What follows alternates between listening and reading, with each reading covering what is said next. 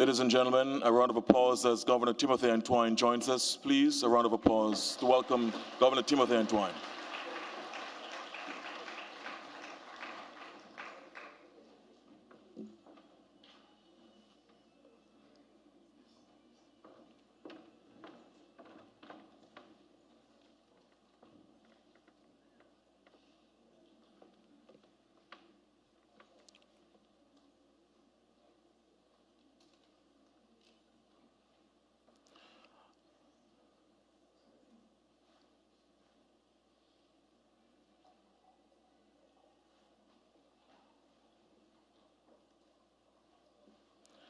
Ladies and gentlemen, may I ask you that you stand if you're able and welcome the arrival of the Governor General of the Federation of St. Christopher and Nevis, Her Excellency Dame Marcella Liburd, GCMG, JP.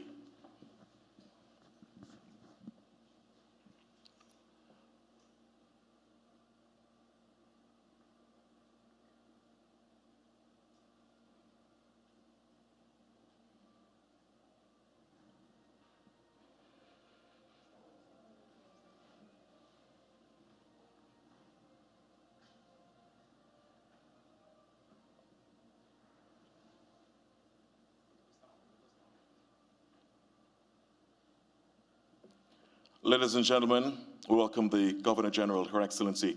May I ask you to please remain standing for the national anthem of the Federation of St. Christopher and Nevis, which will be sung today by Ms. Corinne Brown.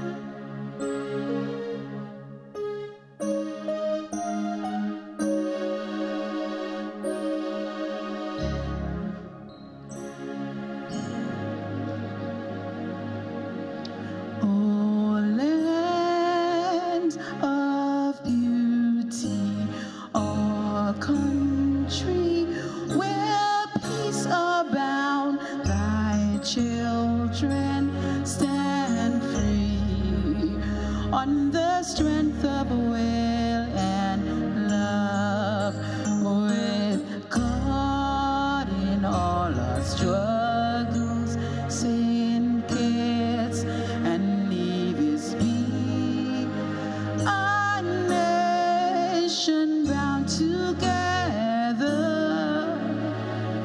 with a common destiny. As stalwarts we stand for justice and liberty, with wisdom and truth. We will serve and honor thee. No sword nor spear can conquer, for God will sure defend. His blessing shall forever to posterity extend.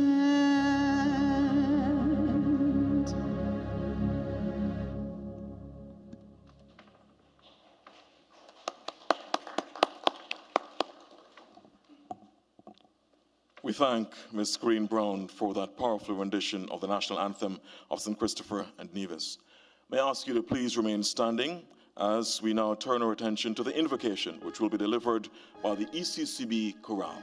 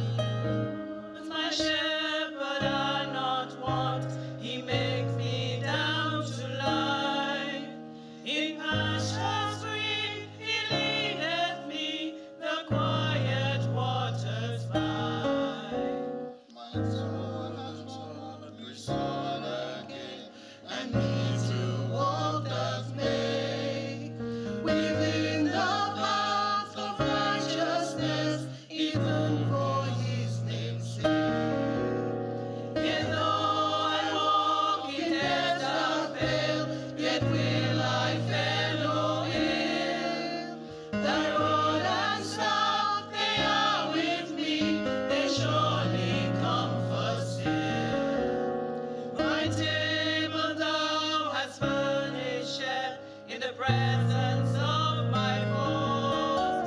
My head thou hast anointed with oil, my cup it overflows.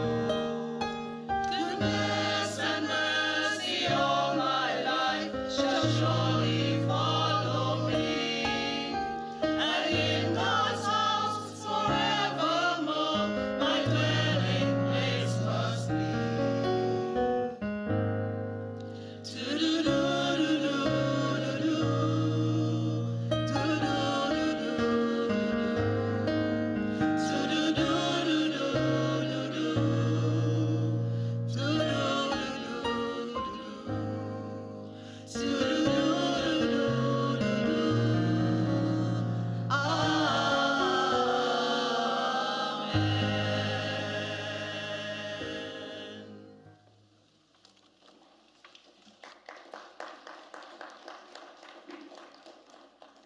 Ladies and gentlemen, please, another round of applause for the fantastic work of the ECCB Chorale. Thank you. Please be seated. Thank you.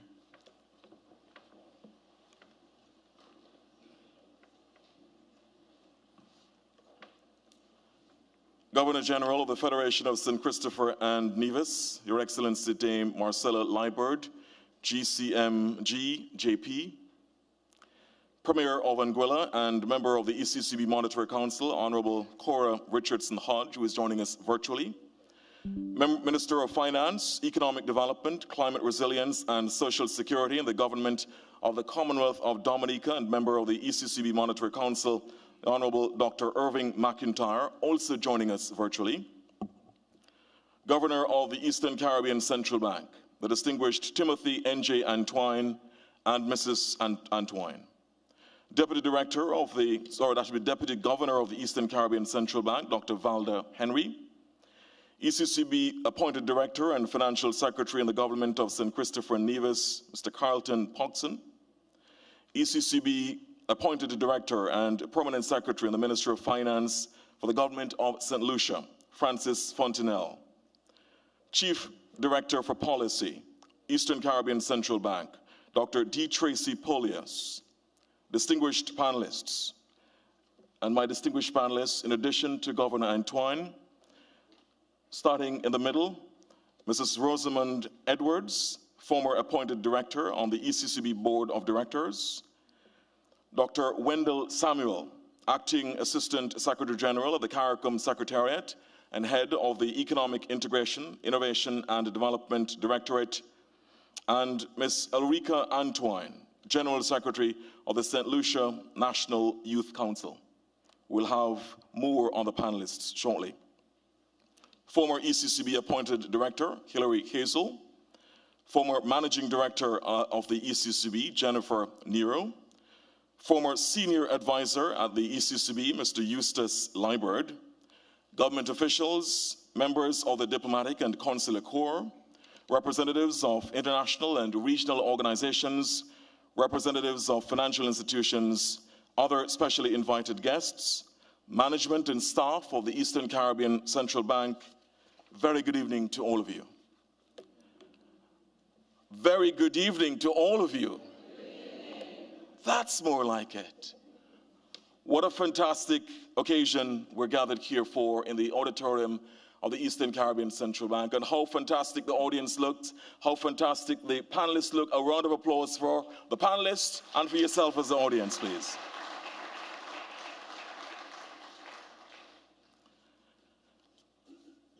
It is an August occasion in July, at the beginning of July, a milestone that brings pride and joy to the Eastern Caribbean Currency Union. Wouldn't you agree, ladies and gentlemen? Isn't this a moment of pride, joy, and absolute satisfaction?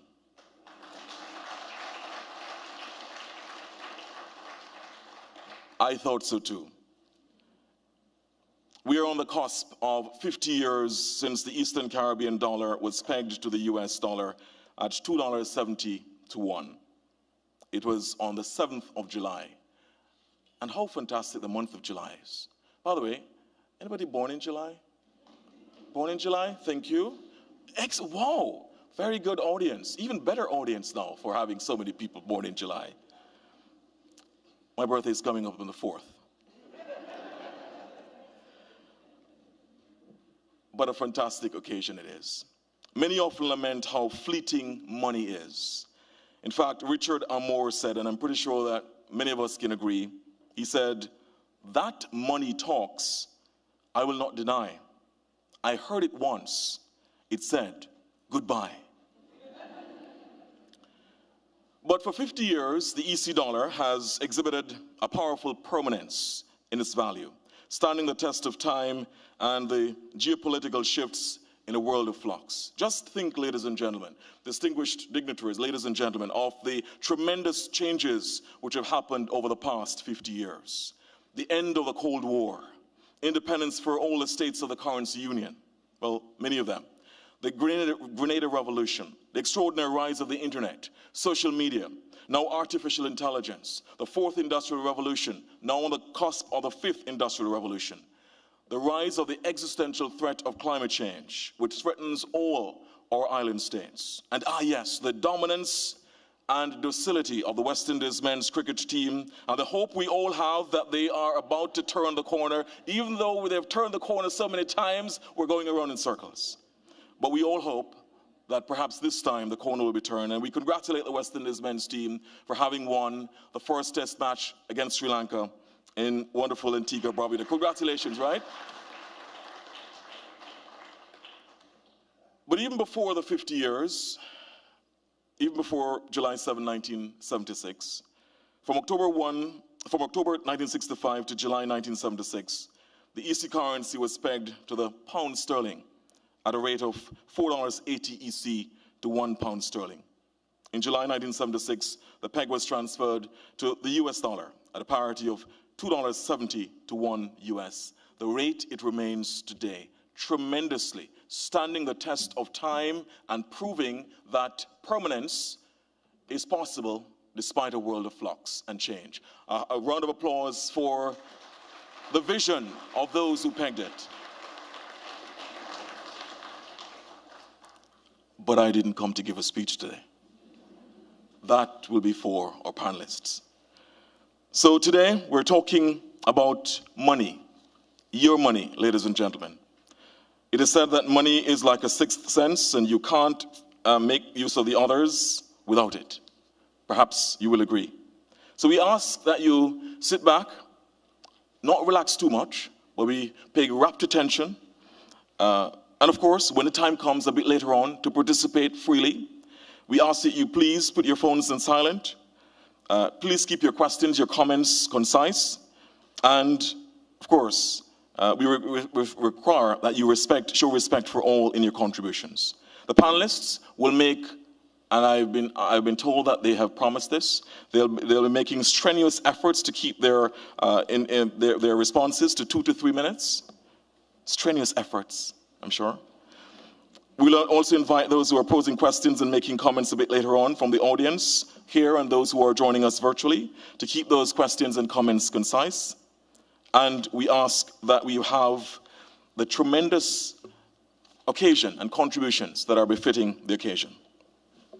So this evening, it is my pleasure to invite to the podium in a minute or two the distinguished Deputy Governor of the Eastern Caribbean Central Bank.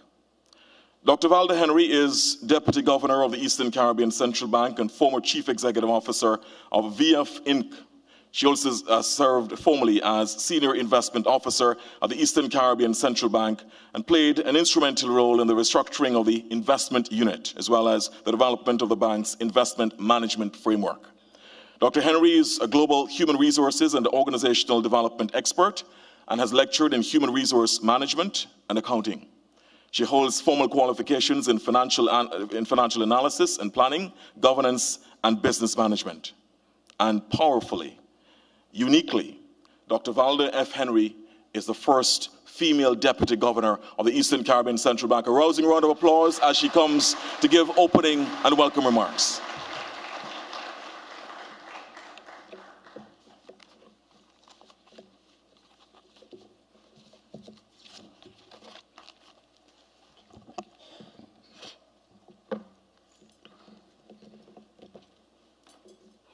Good evening, everyone. the Governor General of the Federation of the St. Christopher and Nevis, Your Excellency, Dame Marcella Liebert, Premier of Anguilla and member of the ECCB Monetary Council, Honorable Cora Richardson Hodge, who has joined us virtually, Minister of Finance, Economic Development, Climate Resilience, and Social Security in the government of the Commonwealth of Dominica and a member of the Eastern Caribbean ECCB Monetary Council, Honorable Dr. Irvin McIntyre, also joining us virtually. Our own beloved Governor of the Eastern Caribbean Central Bank, Timothy N.G. Antoine, and his wife, Mrs. Antoine.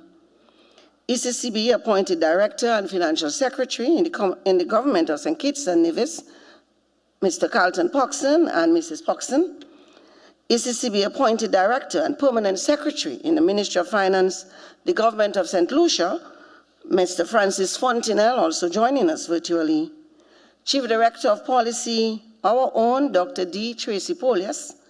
Distinguished panelists, Mrs. Rosamond Edwards, our former appointed Director on the ECCB Board of Directors.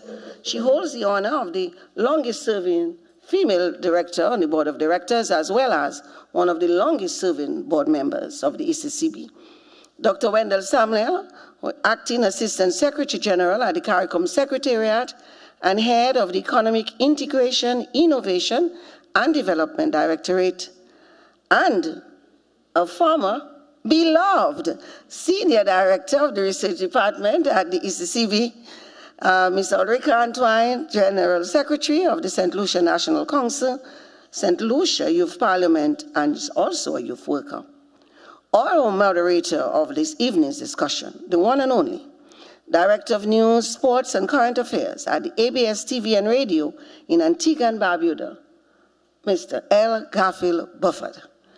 Former ECCB appointed Director, Mrs. Hilary Hazel and her family. Former Managing Director of ECCB, Mrs. Jennifer Nero and Mr. Nero. Former Senior Advisor of the ECCB, Mr. Eustace Liebert, joining us virtually, and his wife. Government officials, members of the Diplomatic and Consular Corps, representatives of the international and regional organizations, representatives of the financial institution, our other specially invited guests, and here I want to recognize Patrick and the team from World Bank who are here with the Caribbean Accountants General Network, and they're all here. Well, most of them are here, so we want to specially recognize them. Our retirees of the ECCB, I see quite a few in the audience. Management staff of the ECCB, good evening again. After this long mouthful, it is my distinct pleasure to welcome you to this special panel discussion commemorating the 50th anniversary of the EC dollar's peg to the US dollar under the theme, the EC peg at 50, celebrating progress, charting the future.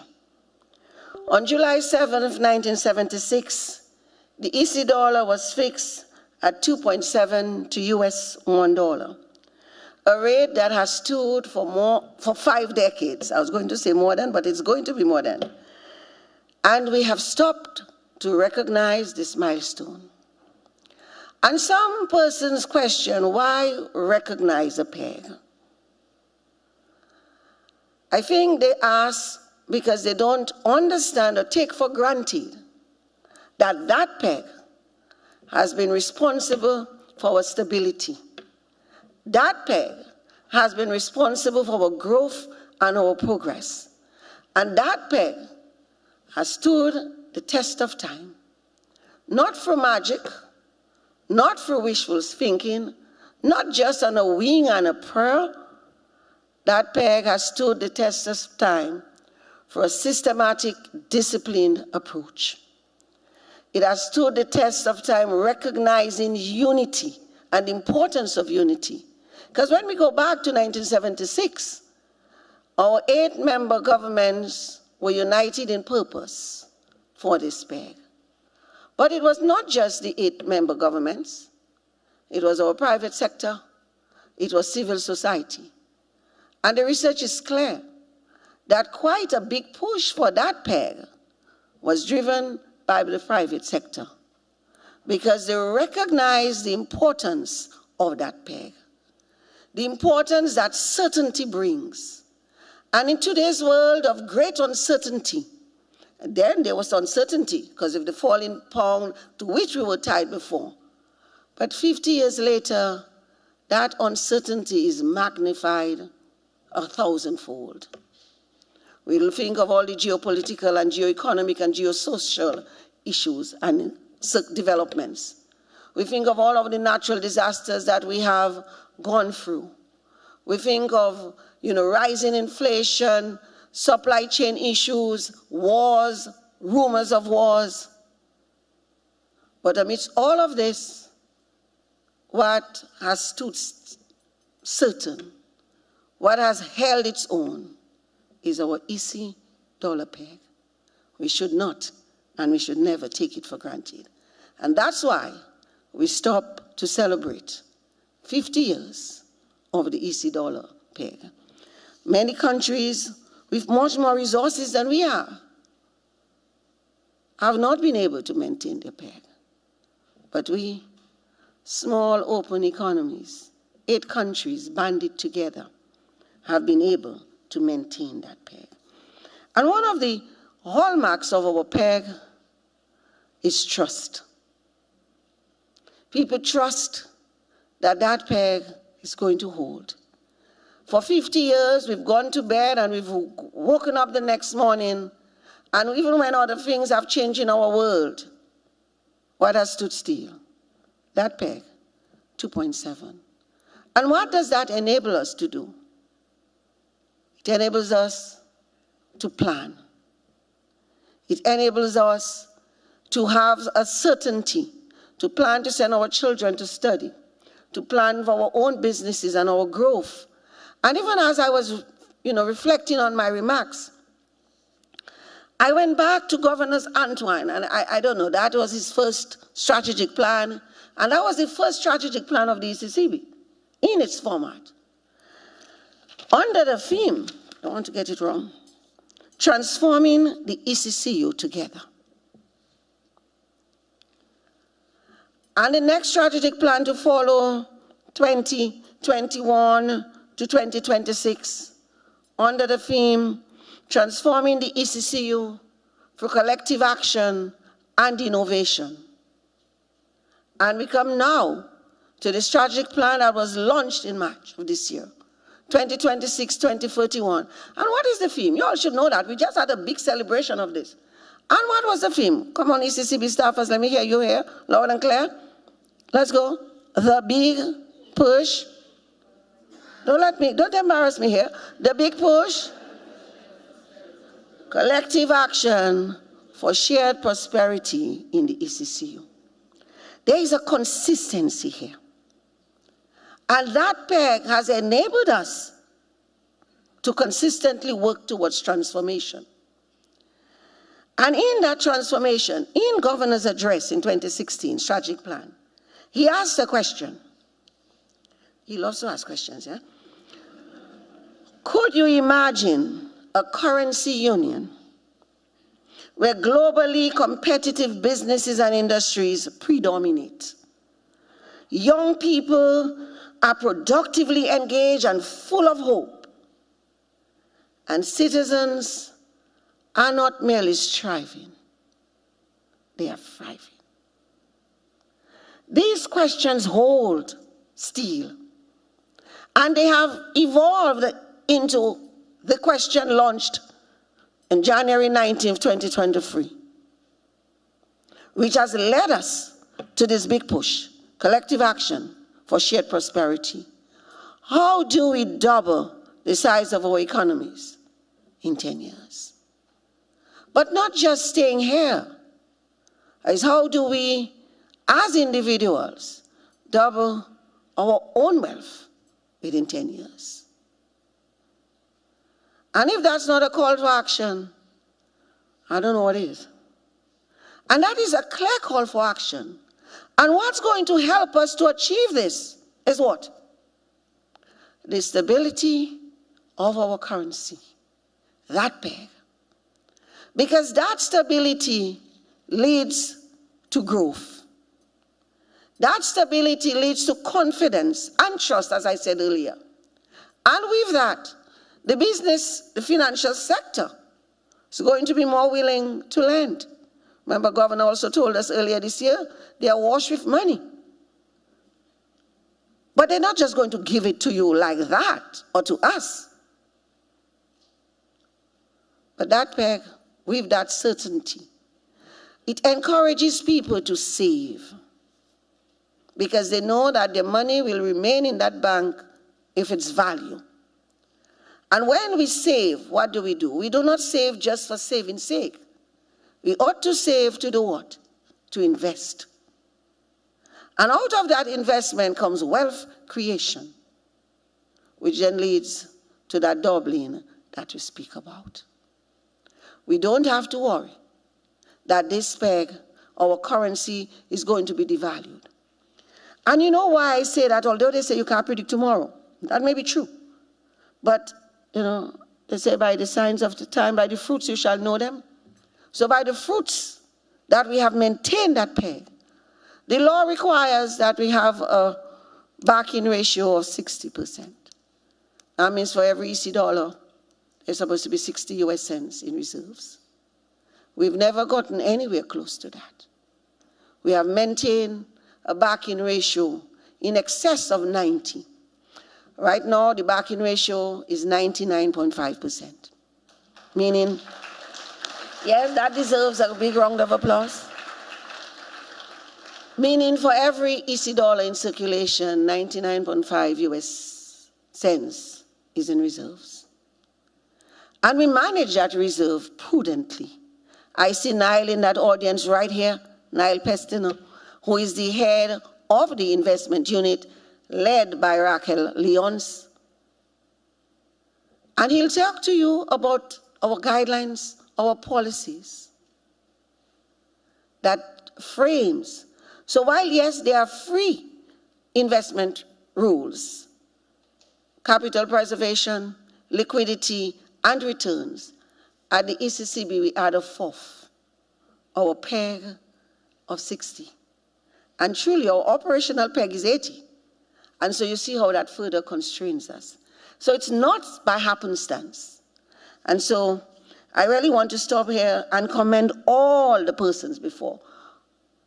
Governor Cecil Jacobs, Governor K.D. Vivenna, and our own present Governor, Timothy N.J. Antoine, who have recognized the importance of maintaining that PEG for our prosperity and our transformation, and the entire Monetary Council, the board, management of staff of ECCB past and present and future. Because I'm saying to you here, they will talk to us on the panel, celebrating progress, charting the future. Our future is bright. We must believe and we must act. Because one of the strongest elements we have is a stable currency that leads to confidence and trust.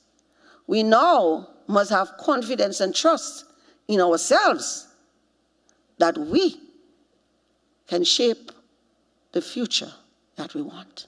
It's in our hands. And that is a call for action. Thank you.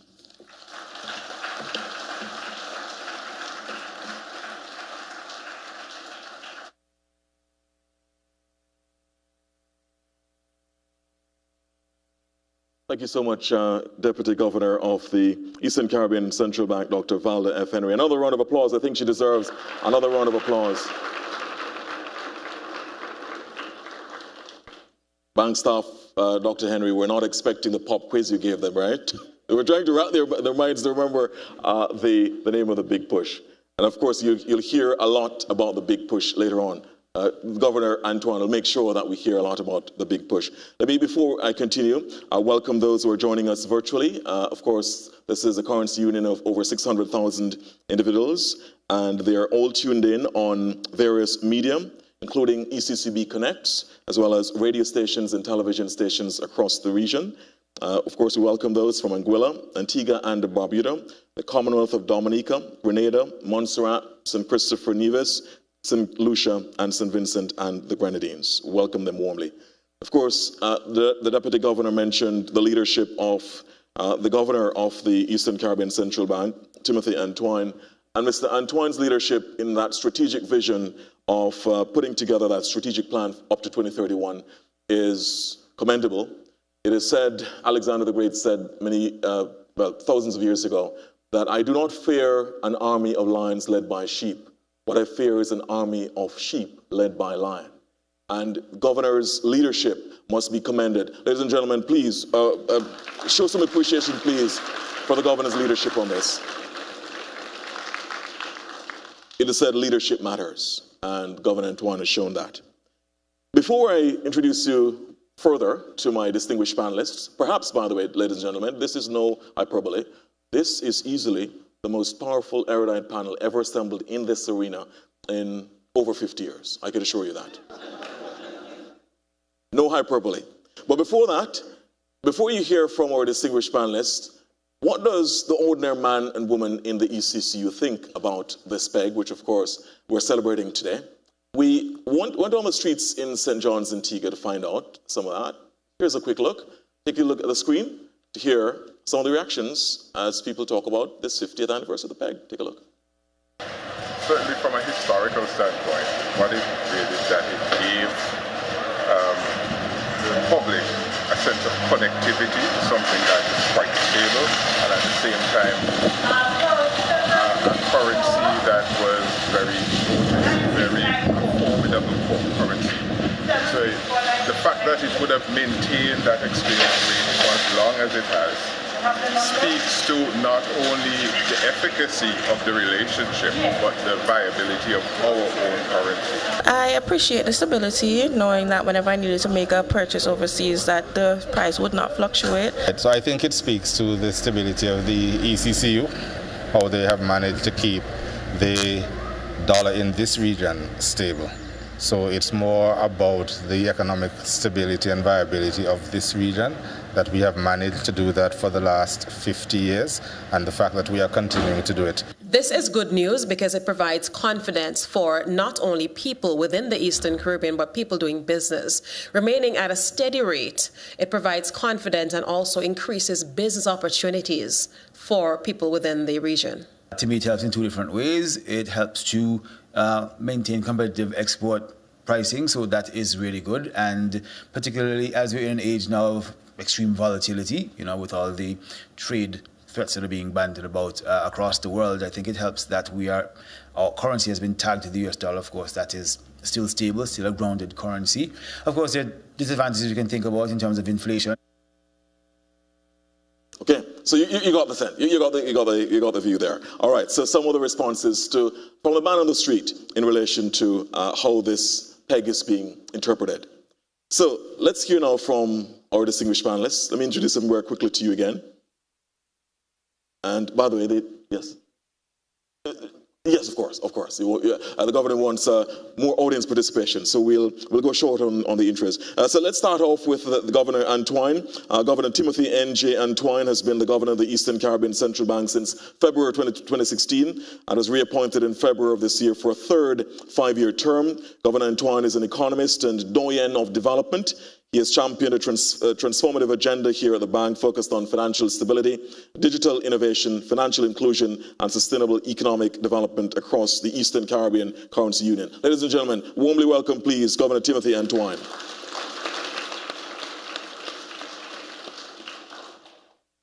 Up next, Dr. Wendell Samuel. Dr. Samuel is a senior advisor to the CARICOM Secretary General and acting Assistant Secretary General for Economic Integration, Innovation and Development.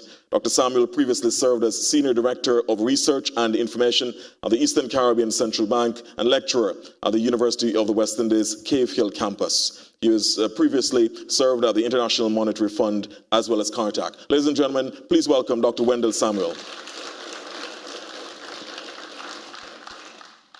To Dr. Samuel's right is Mrs.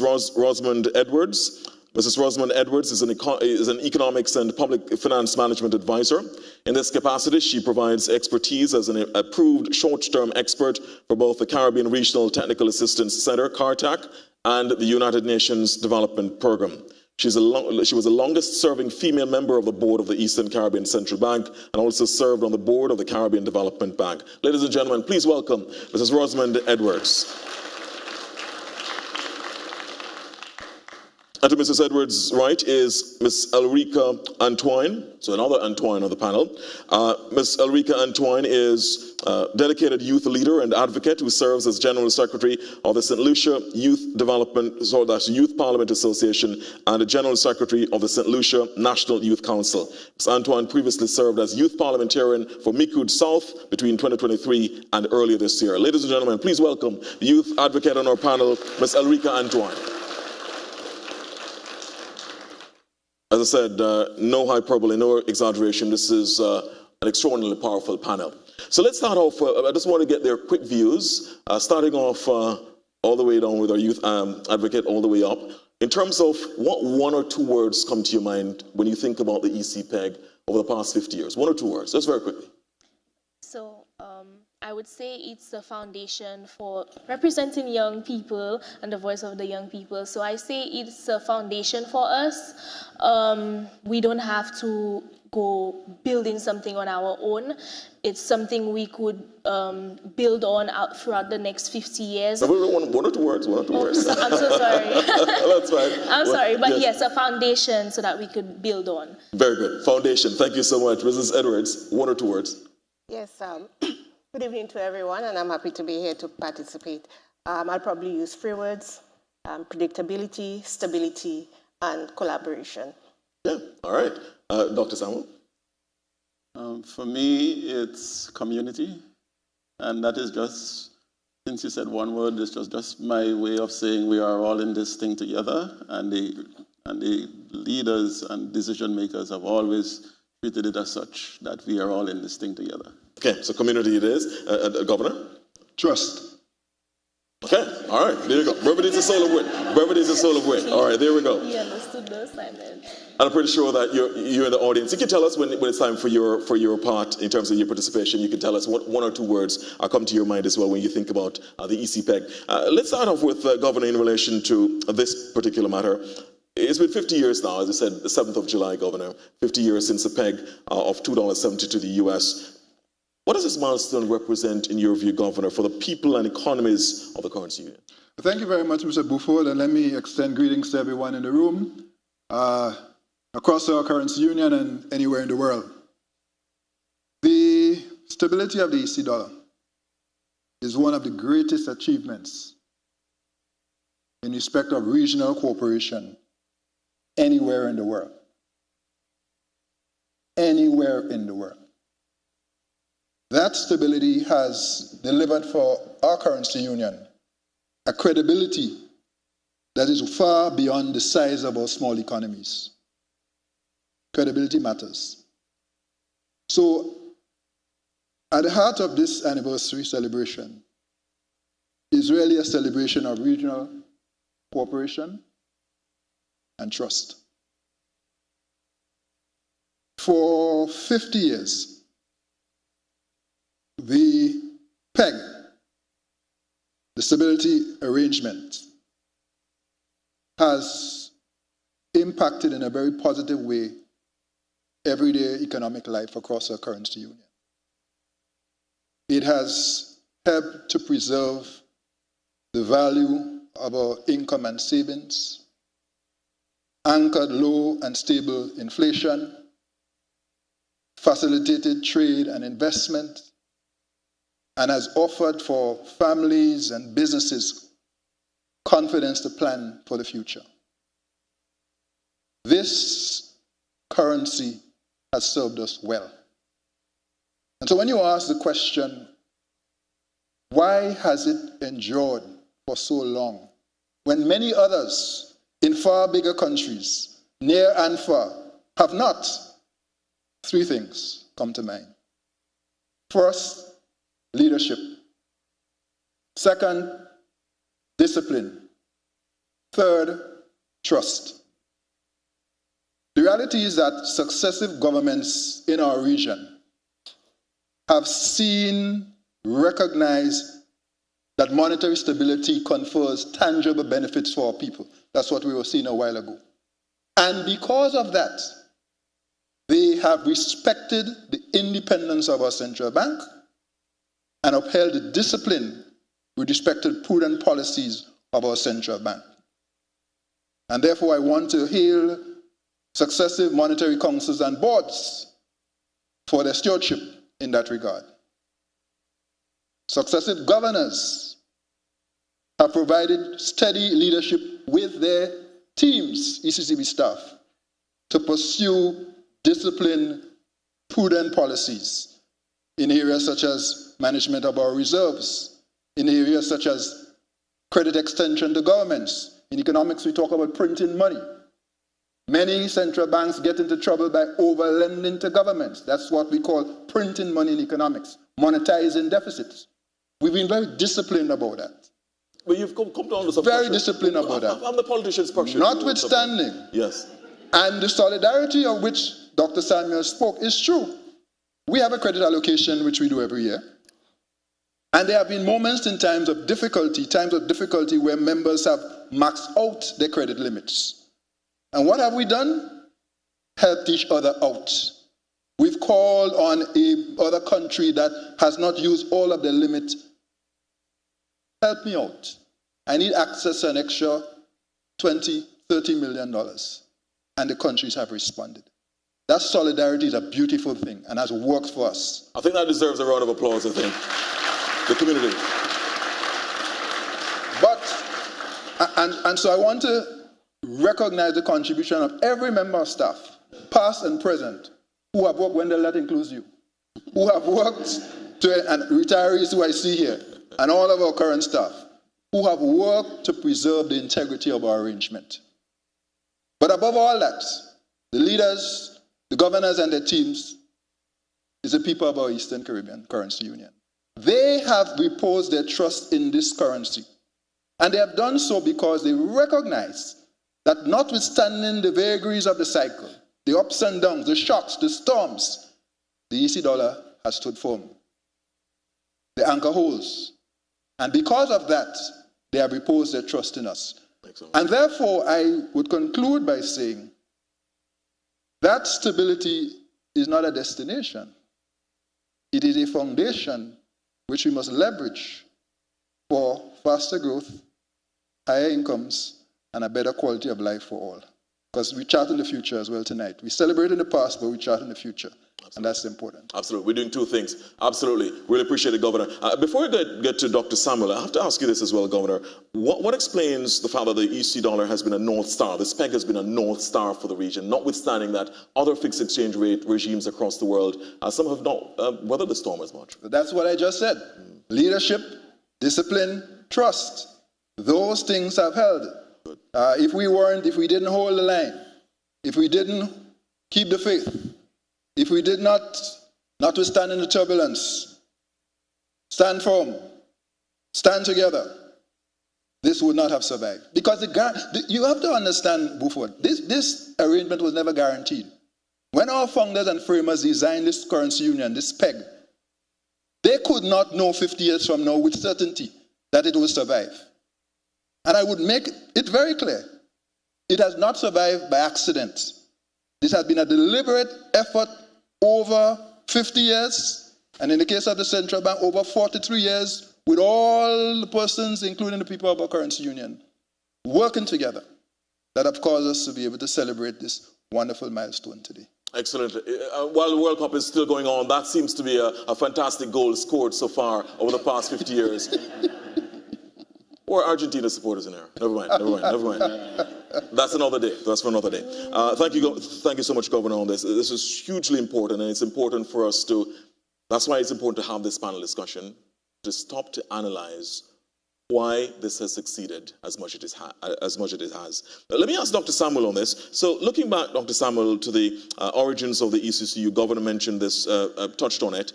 What do you think were the key policy decisions, the regional commitments, the institutional frameworks that enable the EC dollar peg to survive as much as it has? Well, first of all, I want to say thank you to the Eastern Caribbean Central Bank for organizing this exercise, and for inviting me back to be a part of it. So this is where I became an economist. I mean, I was teaching all kind of, that was theory. When I got here is where the rubber hits the road. But in terms of the question that you asked, I think the big policy was baked in from the beginning, that it limited the amount of credit that the central bank can give to government. And I think that was one of the key. And as Governor Antoine said, there was no guarantee. The other currency unions in the world, they were guaranteed by the Bank of France. And we got no such guarantee from the Bank of England. We had to do it on our own. And I think that was one of the challenges that was laid out to the monetary councils over the years. And the point that I made earlier about community is something that is very important. So once, I would give a little bit of an example. Once we were invited to the IMF for a seminar on the Eastern Caribbean currency union arrangements, and the theme of the seminar was that there is a free rider problem in the currency union. And the way they explained the free rider problem was the following: that if all of us here on the panel went out to lunch and we agreed to split the bill, there is an incentive for at least one of us to pick the highest price item, because if everybody else picked a low price item, they would subsidize my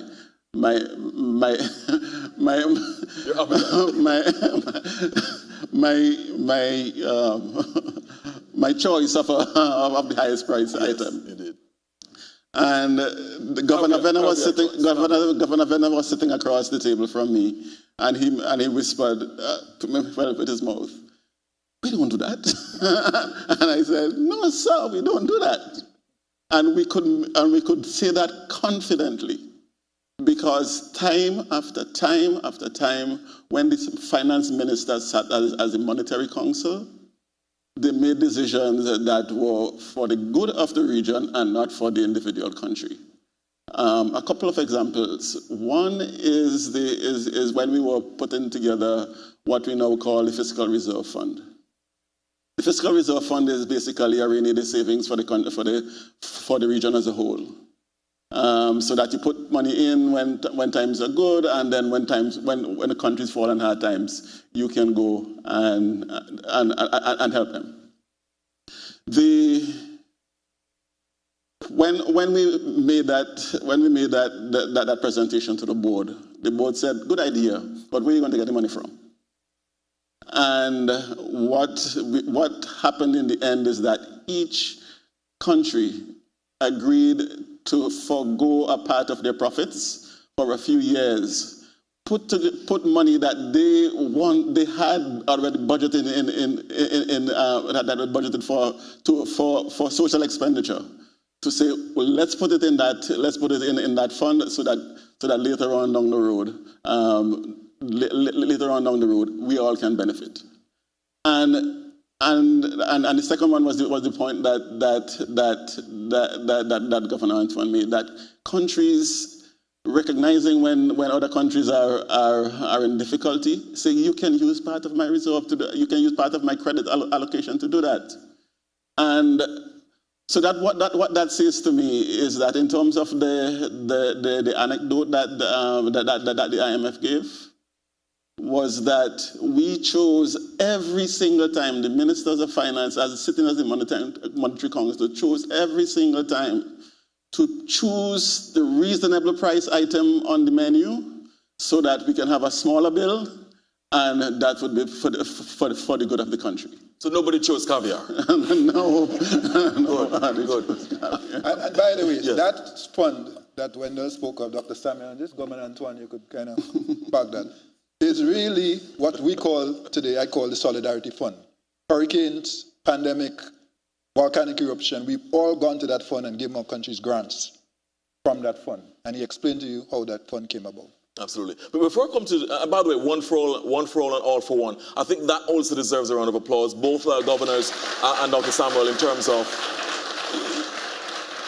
the tremendous camaraderie and comity among the countries of the sub-region on that. Before I come back to, to Rosamond Edwards on this, it must have been, has it helped, Governor, that most of those on the council are prime ministers of their respective countries? Has it helped so that it insulates away, so in other words, they understand the economics of the situation and that they're not focusing only on the political part of this, they understand the economics of keeping this. They're not pressuring their finance ministers, because some of the finance ministers are also prime ministers. Has that helped?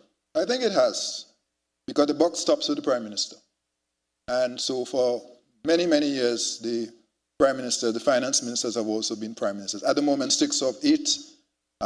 And where the prime ministers do not sit, we do make an effort, especially on certain issues, to brief them and to make sure they are a part of it so that they are fully involved. But I have always believed, having served finance ministers who are prime ministers and who are not, I have a particular preference, which I shall not say, but I think it serves us well. We have an indication. I think it serves us well that the Prime Minister holds the finance portfolio. I'll be very blunt about that. Okay, I thought so too. All right. Thank you so much, Governor. Ms. Edwards, let me ask you on this one. And by the way, another round of applause for Mrs. Edwards, who's serving as the longest serving woman on the bank's board. In that unique position, Mrs. Edwards, was there ever a time when you can recall while you were sitting in those meetings that there were doubts surrounding the current CPEG and whether the ECU should stick with it? Was there a time when people started to think, let's rethink this? Do you remember anything like that? The answer is yes, but mostly from the outside. So we have had very strong recommendations that we should move away from the PEG and move to a more flexible exchange rate regime. Our experience is that it worked for us. The truth is that the PEG is not set and allowed to remain on its own. And that will probably be said a few times this evening. It is underpinned by strong technical work. The assessment is done. The board is advised. The Monetary Council is advised. So that it is not a matter of keeping the PEG where it is, but ensuring that the work is done and to make sure that that PEG remains relevant to the region. And if there are areas of adjustment that are required to maintain that PEG, that support is also given. Because that's a role that the central bank has played as well. Support for fiscal policy that would help balance the monetary policy that ensures that the PEG remains as it is. Again, the 3 words, predictability, stability, collaboration. And generally, the 8 countries sitting on the board and sitting on the Monetary Council with the necessary guidance has ensured that that remained as it is until now.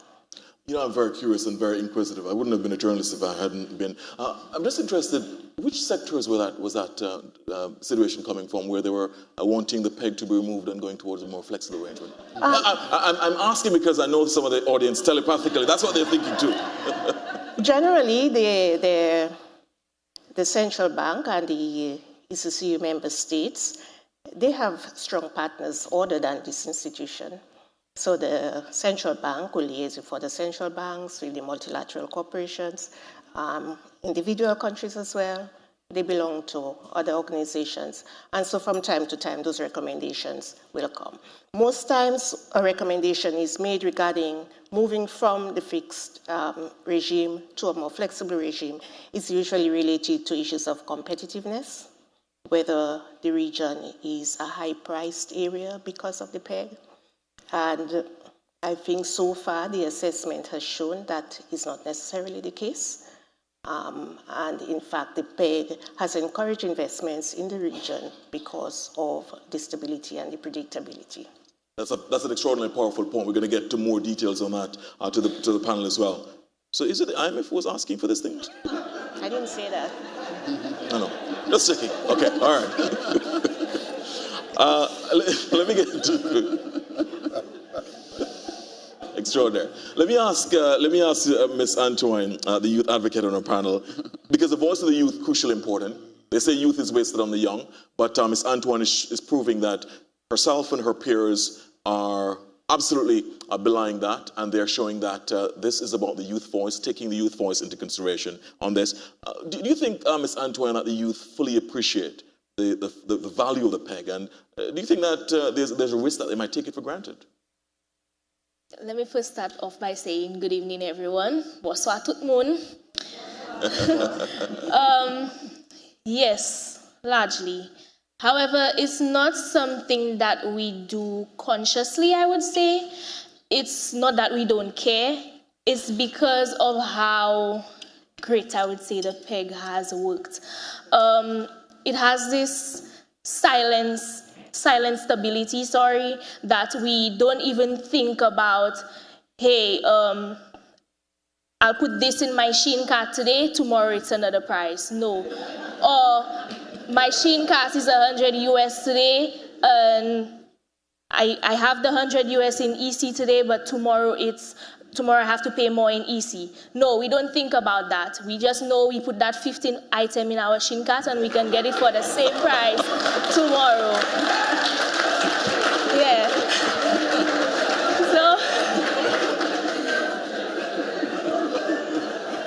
So yes, in a sense, we have taken it for granted because we're not really speaking about it. Well, that's just me. Yes. That's very revealing about the Shein purchases, right? Thank you so much. Really appreciate it. That's powerful. That's very practical, a practical example of it. It is said that, Governor, as you're drinking your water, it is said that, somebody was presented with this option. They presented a glass to them, half empty, and they said, let's see, is it half empty or half full? You know this thing about whether you're a realist, you're a pessimist or an optimist. And the person said, well, I'll just drink the water because I'm a problem solver. So I suppose this is the case here in relation to Shein. I mean, this purchasing Shein, I mean, practical examples of this. Governor, let me come back to you in terms of the bank's role. And again, I don't think that the bank gets enough credit across the ECCU. People sometimes think that the bank's work is abstract, it's above their heads. They can't read, for example, some of your financial reports, and because they're not, they kind of just bypass it. It's for governor and economists and so on to focus on it, and they don't understand how the bank plays a crucial role in their own everyday lives. The bank's role in keeping the PEG. Let's talk to us about that, please. So it's thanks very much, Mr. Antoine, for sharing that. Because the truth is that the PEG is really an invisible piece of economic infrastructure. It's like a bridge. So if you think about the roads, bridges, they connect us physically. The PEG, which is our monetary stability arrangement, connects all of us, all our 8 islands, our countries, economically.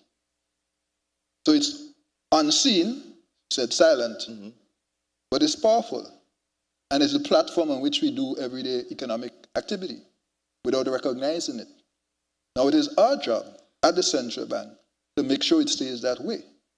So our team works every day, Niall and the team in BMOD, led by Raquel, on investment of our reserves. We do so internally, and we have some international money managers that we work with as well. That helps to ensure we follow our policies and that we implement those things, notwithstanding the ups and downs of the cycle. And that is why the Deputy Governor mentioned, notwithstanding what the law says about where the reserve should be, that is something that we maintain at a very high level. And there are those who have criticized us and said that we're too conservative, you're holding too many reserves. And we've always made the point that these reserves serve as an insurance policy, a buffer in times of stress, shocks, storms. And that is why today we could celebrate 50 years of stability. So our job, among many other things that we do, but in relation to the PEG, is to ensure that we invest in those reserves, we invest those reserves prudently, and that they generate a return, and that we back them, and that we do not, under any circumstances, overlend to governments. Even if there's pressure? There is always pressure on governments, yes. on governments to spend, to do things. Every country has a budget constraint. Even the United States, the largest, most wealthy economy in the world. I don't have to tell you where the debt is at the moment. So the point is, we have to manage within that reality. And that is what our central bank does on a daily basis. So it's unseen, it's unsung, but it is vital work because it's that economic bridge, that invisible piece of economic infrastructure that connects us and allows us to operate our economies without even thinking about it. Absolutely, and allows Ulrika to purchase on Sheen. I think that deserves, in terms of the governor and his team, deputy governor, the entire members of the team, you said, which name you called in terms of? So Raquel? I call a couple of guys. Raquel, who is the director of BMOD, which is where the investment unit is, the head of investment, Niall Pistana, and a number of them. The investment unit members, if you're in the room, please stand. Excellent. And a round of applause, please, for members of the team. Excellent. Very good. Niall Pistana, Cyprian Forsyth, Raquel Leons. Very good, very good. I wish I could negotiate a salary increase for you, but I'm not that powerful. All right, but great work to everyone indeed involved. Let me come back to Dr. Samuel on this, because crucially important. Governor mentioned some of the stresses and the shocks, the external shocks that impact the currency union as small open economies. Dr. Samuel, in your view, so we've had oil shocks over the past 50 years. We've had natural disasters. I mean, almost every island nation in the sub-region has had a hurricane. Or volcano possibly in some cases. There have been global financial crises, not just the 2008 one, but even before that. The COVID-19 pandemic, once in a century situation in terms of a global pandemic. What do you consider to be the biggest shock and test for the currency peg over the past 50 years? Well, I can add some others to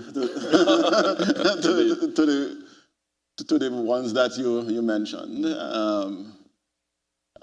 And basically, there's been a significant level of resilience for these economies. The withdrawal of the preferences for bananas, which when you were going through that, it felt like it was going to be the end of the world. But it wasn't. These economies have shown a significant amount of resilience. But for me, I think the COVID is probably the most significant. The reason is that this was a situation that cut across all the countries at the same time. And at the same time, so that it brought the countries to a stop. Foreign exchange earnings almost went to zero. There was the supply chains, the disruptions that meant that in some situations, there were issues related to whether you would be able to feed the country, and there was also a significant amount of expenditure to get PPEs and vaccines and so on. So that was something that was broad-based. The others, when you have a hurricane, it hit 2 or 3 countries, but the rest remained. And because of the way that the system is, when that happens, you have the reserve coverage from the other countries that are earning that helps you to get along. Things like the oil crisis, you weathered that, and when tourism wasn't doing well, the countries that were doing agriculture were doing better. So in a sense, there was always that balancing. In COVID, everything went down. And so in a sense, I think that COVID would have been, for me, the worst of the shocks. And coming out of that, what it shows is that these countries are very, very resilient. These economies bounce back very quickly. Absolutely. So after doing all of that, we are still back with the high levels of reserves and growth, and growth is resuming again.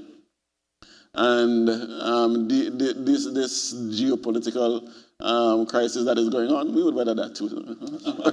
All right. Good, very, very good consummate confidence there from Dr. Samuel. I think sometimes we beat upon ourselves in the region, but I think this one can be something that we can absolutely be immensely proud of for the work that has been done at various levels. Mrs. Edwards, back to you on this. As, again, from a unique position that you've served on the board for such a long time, what's the achievement over the past 50 years that gives you the most pride, and one that you think could serve as a lesson for future leaders and future policymakers in the ECCU? There are several. I remember that at some point in the formation of the European Union, there was a team visiting here to understand what was happening at this central bank, to influence what they were going to do. For me, that was a moment of great pride. We always feel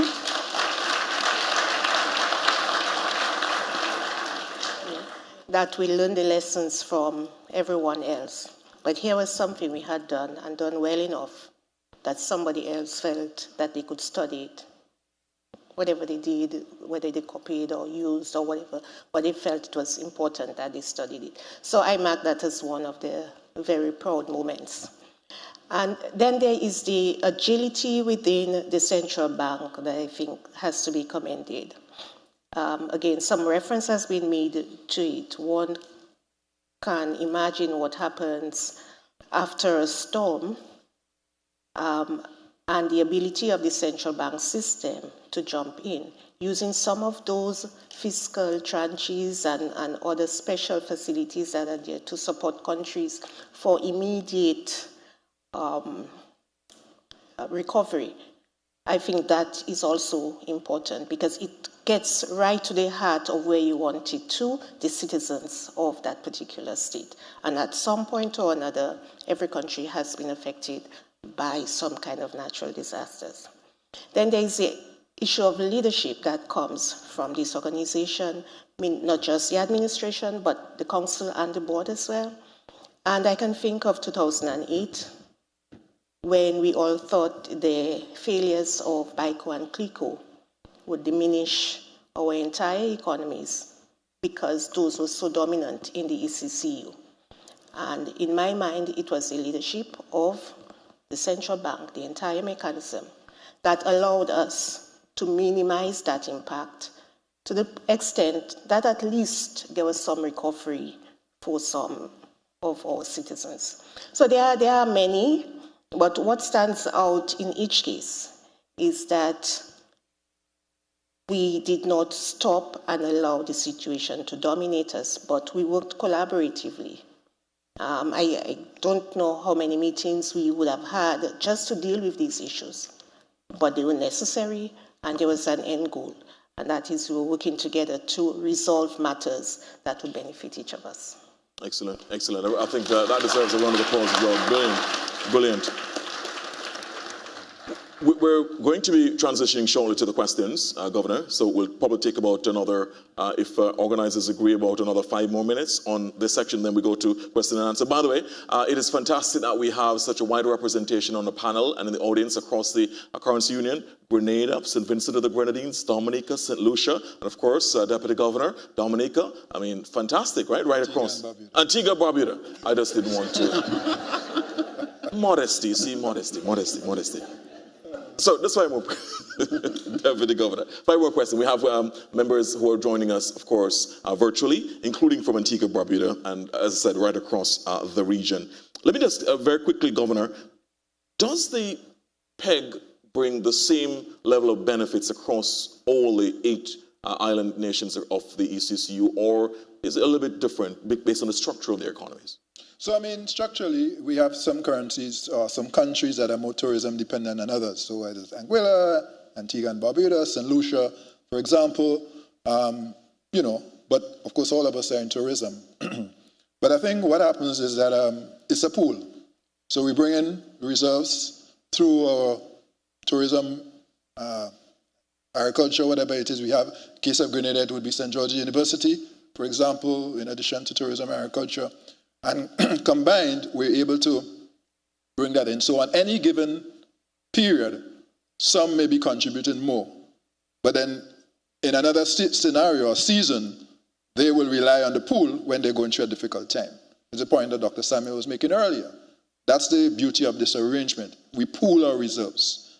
Susu, credit union, partner hand, we pool our reserves. Box hand. But there you go. There you go. And that has worked well for us. So what we do when it comes to profit sharing, we have a formula based on the size of economies that we use in addition to a base. So we give everybody a base figure, $1 million, and then on top of that is the GDP, nominal GDP.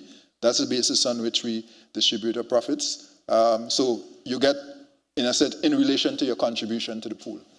Excellent. So everybody gets a draw, right? Everybody gets a draw. Okay. Nobody gets a bigger hand and then say, well, sorry, our economy is bigger. Very good. Thank you so much, Governor. Let me get to the youth advocate again, Ms. Antoine. Young people, how can they shape the future competitiveness and strength of the ECCU and the EC dollar peg? The role of young people in the future, because we're also charting the course for the future, right? No problem. So 3 things. I mentioned the PEG means the foundation to me, so building, not waiting. So we're starting off with youth and sports councils, the national youth councils, educating our young persons on what exactly the PEG is, how can they contribute to it. Also by being in spaces where we could share spaces like this, where we could share our views on how to take this PEG forward, how to build on it, not just leave it at the place it is right now.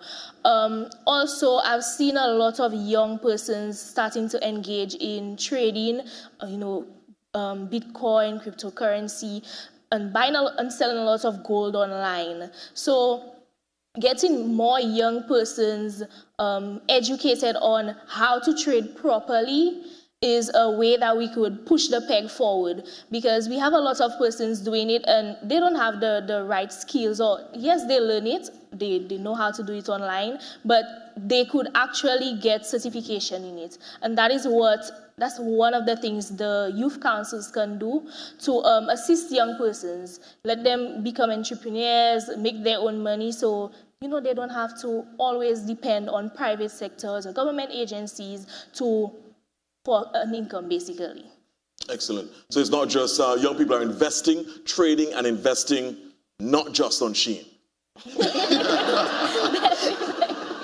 Excellent, excellent, excellent, excellent. We like that.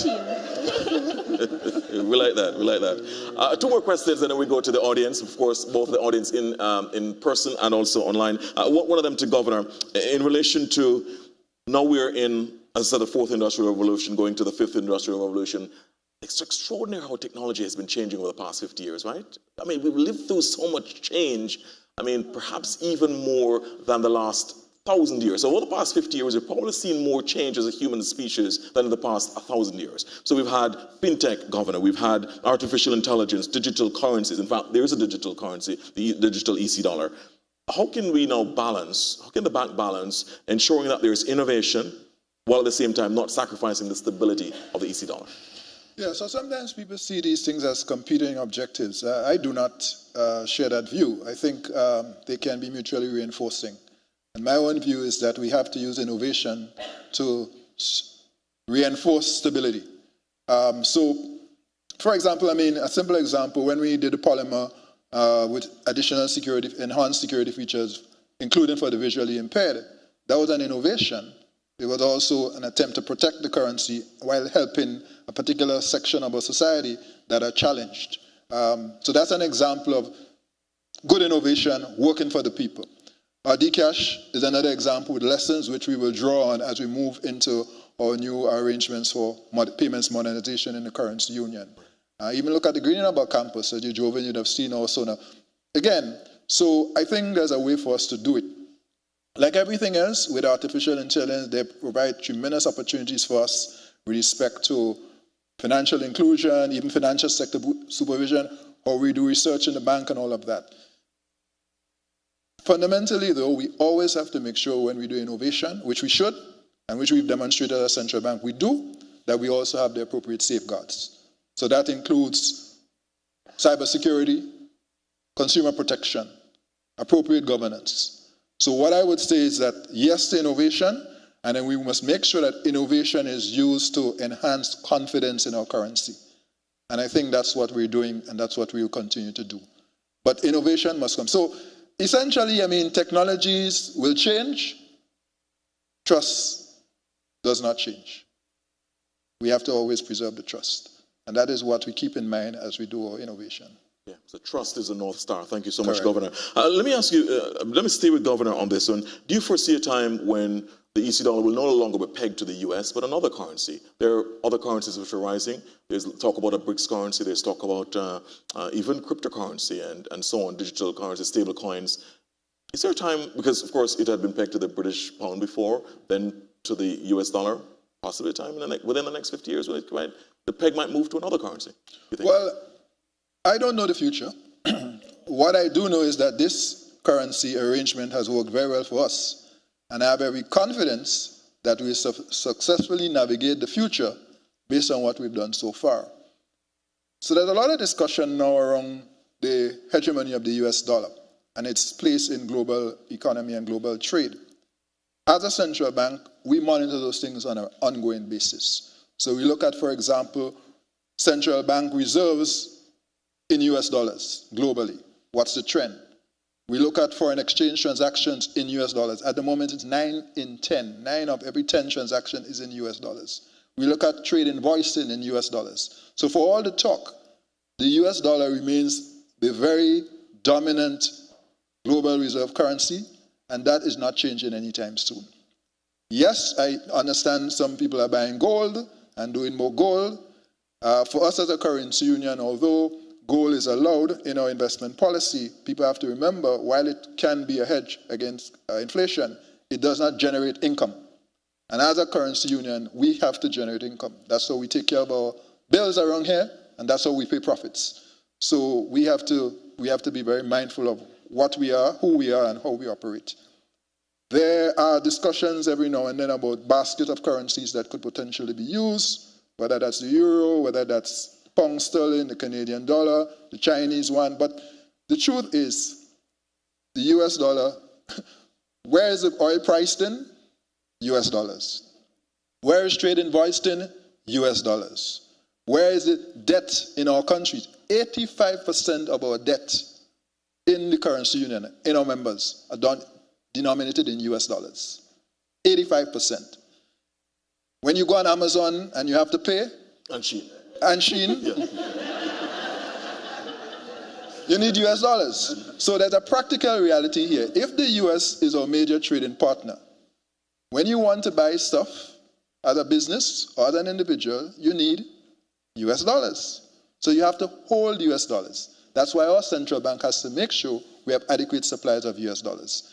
And if the bank doesn't have, then the bank comes to the central bank. And we have, and we must always have, to be able to supply them. So I don't see in the foreseeable future any shift of the peg, to answer your question very directly, but we continue to monitor the global economy and global developments, and we stay abreast, and we report on that on an ongoing basis. So next week when we have Monetary Council, the Council will get an update on what the global trend is, because we always have a dashboard showing that. We showed our board that 2 weeks ago. Very good. Excellent. Excellent. We'll monitor that very closely. Very good. The central bank has its finger on the pulse, right? Very, very good to hear that. And let me just ask, and I'll ask you, panelists, to just give, if you can keep your responses to a minute, because we want to go to the audience as well. This is the last question for you, starting with youth representative all the way up. In terms of what opportunities, as we look ahead, climate change, demographic shifts, technological advances, evolving global markets, what opportunities do you think the ECCU should seize over the next decade to strengthen resilience, boost productivity, and to improve the prosperity? Because ultimately that's where the rubber hits the road, prosperity for the citizens of the ECCU. What opportunities, one or two, that you think should be seized over the next decade or so? So to start off, it would be, well, it's no secret that the youth is the future. So I think it would be that we first start educating our young people on what exactly the PEG is, how it works, and how they can be involved in the future of the PEG. Yes. Yes, that's yes, very good. Yeah, just educating the young people. Absolutely, I agree with you on that. Mrs. Edwards, in terms of the opportunities that should be seized over the next decade or so, boosting productivity? Broadly, growth and development, and that could mean a combination of things. We've seen some progress, agriculture in some economies, renewable energy in others, growth in tourism. So wherever a country chooses to focus, growth and development. I was happy to see the launch of the most recent strategic plan for the central bank, and I think it captures the essence of some of the key areas I think we can focus on over the next or the foreseeable future, and targeting those to support the financial sector. Yeah, so possibly the blue and green economy and so on will be huge in that. Excellent. Thank you so much, Mrs. Edwards. And Dr. Samuel? So I have 3 for you. Okay, well. Innovate, innovate, innovate. Okay, good. You see, the thing is that when we look at the trend in productivity for the region, it has been on a downward trend over the last 20, 30 years. And what we need to do is to reverse that trend, is to embrace innovation. We have to embrace the digital economy. And in order to do that, as the youth representative said, we have to educate our youth in digital skills, give them the digital skills so that they can participate in this global digital economy. We also have to provide the digital telecommunications infrastructure that would allow them, that would allow our youths to use their creativity, become entrepreneurs in the digital economy to ensure that we do better. And I think that would be my contribution for that. Innovate, or we die.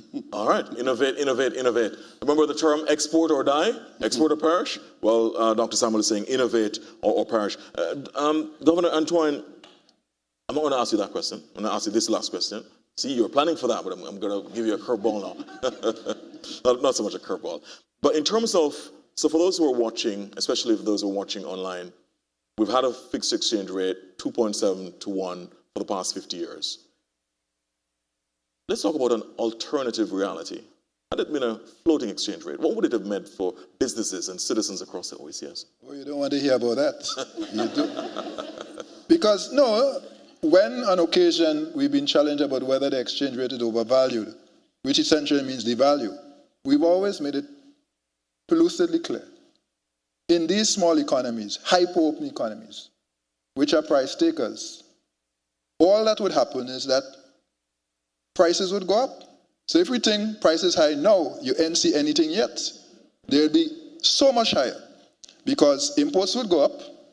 We import most of what we consume. And we have very little exports. The main export is tourism. And that is a challenge because of our small size to compete with Mexico or some of the other parts of the world. We're beautiful, but we are in a global economy, a competitive global economy. So the truth of the matter is that, could you imagine each country having their own central bank? What that would mean? Could you imagine? That's the alternative to what we have now. You know? Could you imagine where would we be without this central bank and without us coming together as we have for the last 50 years in this PEG and 43 years as a central bank? Where would we be? A flexible exchange rate? Do you see what's going on around the world in countries far larger than us with flexing? Look at what's going on with the Middle East right now with the war. And how that has impacted the debts of these countries, how that has impacted the deficits, how that has impacted the access to the markets, because they are flexible regimes. When you go to some countries and your inflation is 32% and 50% and 100 and something %, and they can't print money because they have $1,000 bill and $10,000 bill and $20,000 bill just to keep up with inflation. And you go in the supermarket today and the bread was $10 and tomorrow is $20. And Shein That alternative universe, we don't want to know. It will be terrible. Terrible for this currency union. We made the right choice, and we must stick with it and make sure it continues to work for us. It is serving us well.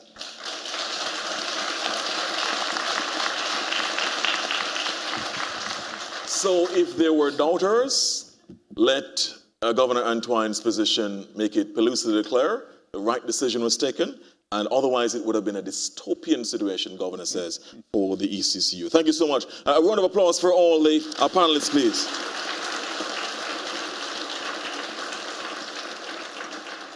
A little bit behind in time, but let me get, so now we can open the floor for questions, comments. Don't rush all to the 3 microphones at one time, please. Just raise your hand and we will ask you to go to either the microphone on the sides or the one in the middle. And we'll also have reactions or questions, comments from those of us joining, for those of you, individuals joining us on Zoom as well. So questions, just raise your hand, please. And for any one of our panelists. Okay, questions we'll also have on Zoom. I mean, the panelists were so comprehensive. No questions. So, yes, very good. We have the first question. Please, to the microphone, please. Good evening.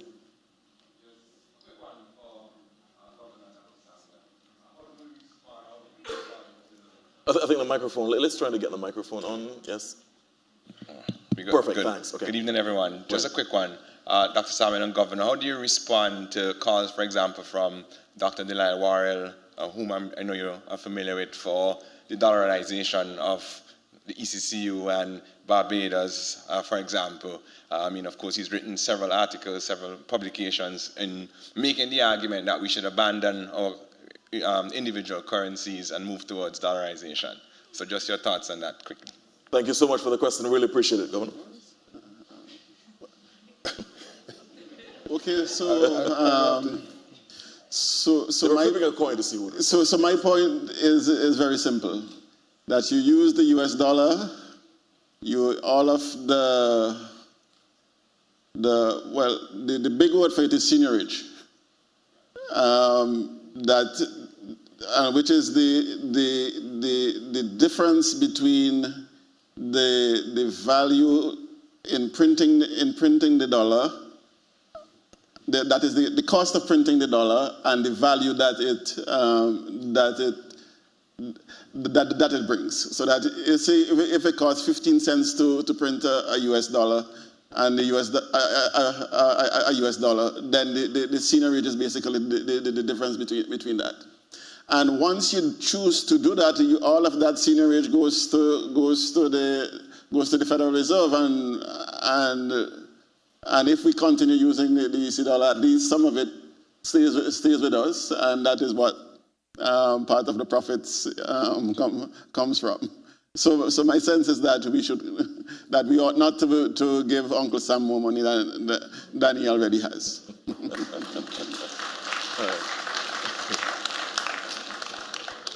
Uncle Sam is already good. Yes, go. Yeah, so I would just say I have a lot of regard for Dr. Worrell, but he likes to be provocative. That's his nature, and as Dr. Simon said, this situation is working for us. We invest in the U.S. Markets, most of our foreign reserves, we generate income. So as we speak, we have $2 billion in the U.S. markets, which is generating income for us. That works for us. It gives us some control over some of our policies, as opposed to a dollarized economy where you cede all the control, the seigniorage, as Dr. Samuel said, and then we now have to find different ways to generate income. So it makes sense for us. And the question is it working or not for this currency union? In another country, they'd have to decide if it's the thing not working, then they have to go. If it's not broke, that's the point. So we in fairness and out of respect, and I think, we have to acknowledge that the people who've come before us and those who now serve this generation has honored what we found, preserved it, built it, and we have to continue to leverage it. I don't think it's a wise idea to tear it down. Yeah. All right. So if it is, Governor is suggesting, and Dr. Samuel, that if it is necessary not to change, it is necessary not to change. So let's see. All right.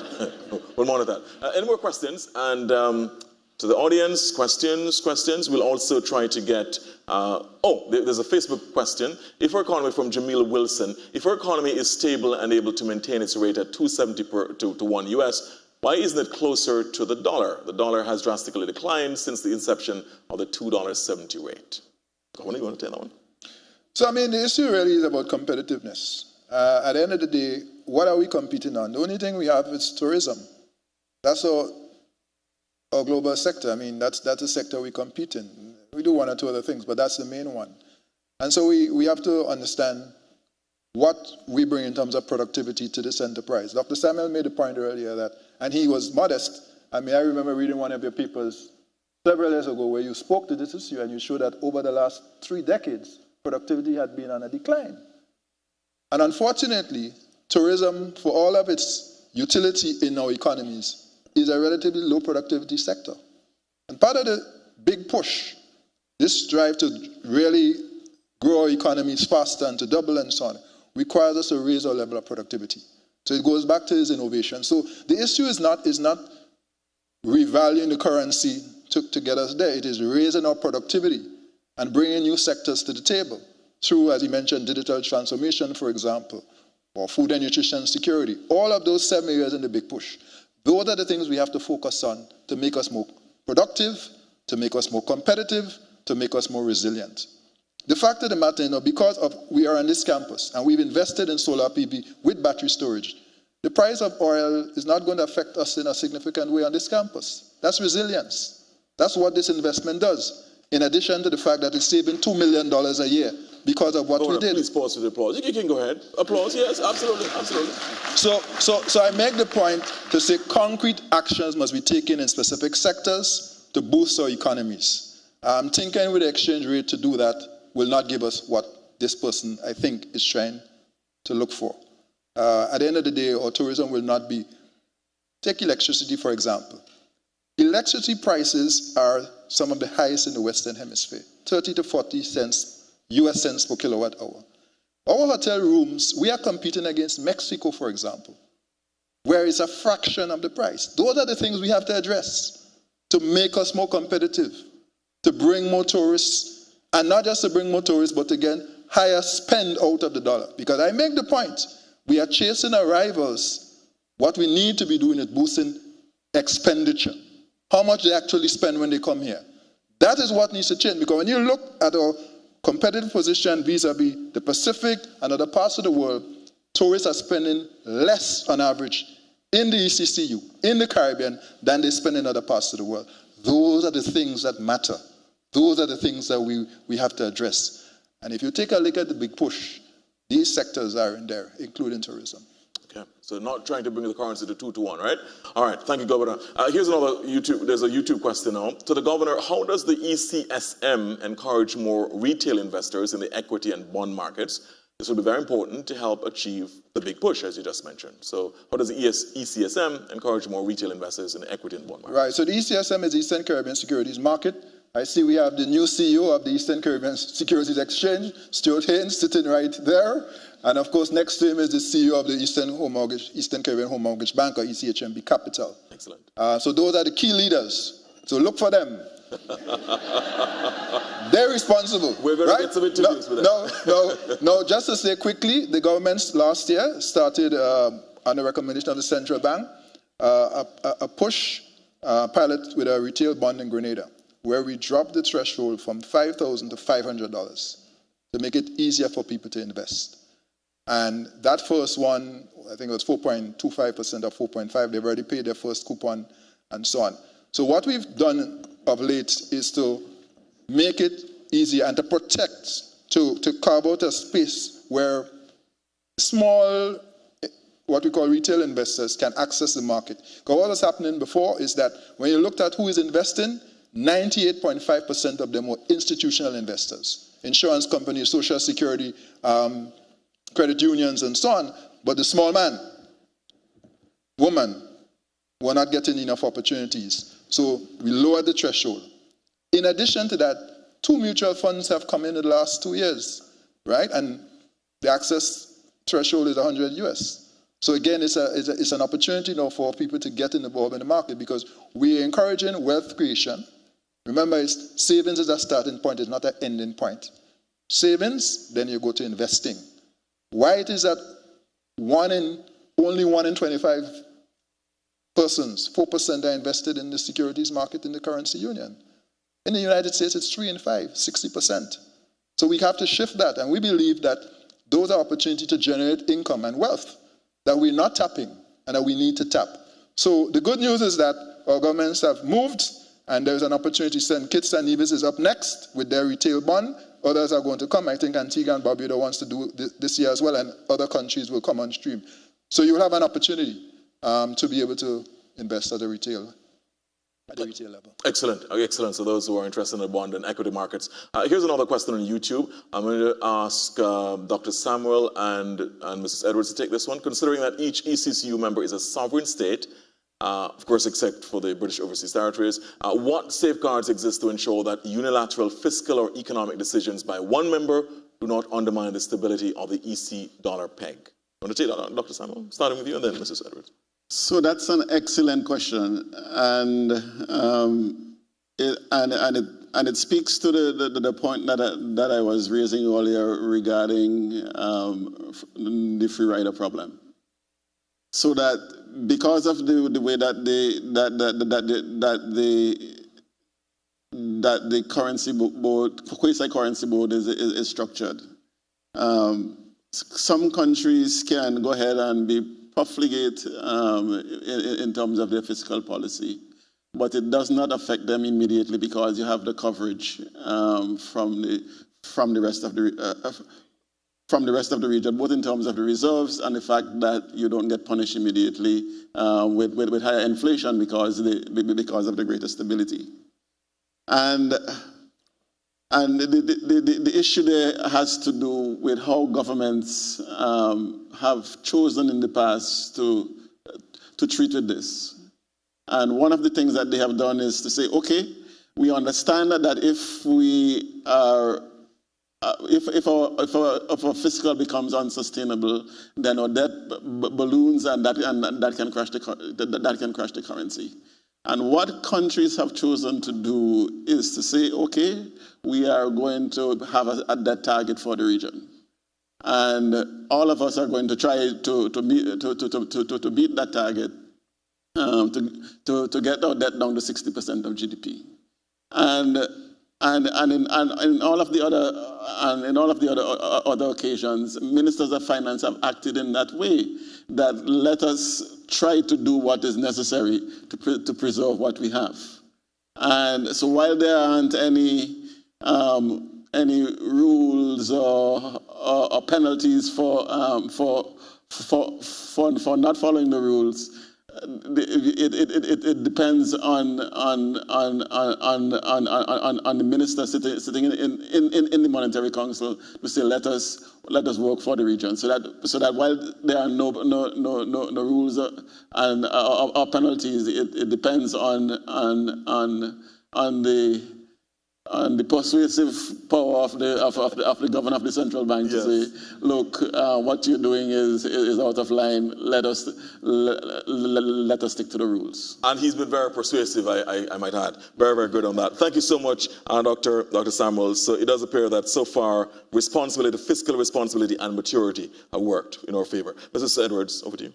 Yes, so I totally agree. And what is one step beyond the target that is set. So in this region, we've agreed for 60% debt to GDP ratio. Some other regions and countries choose other targets.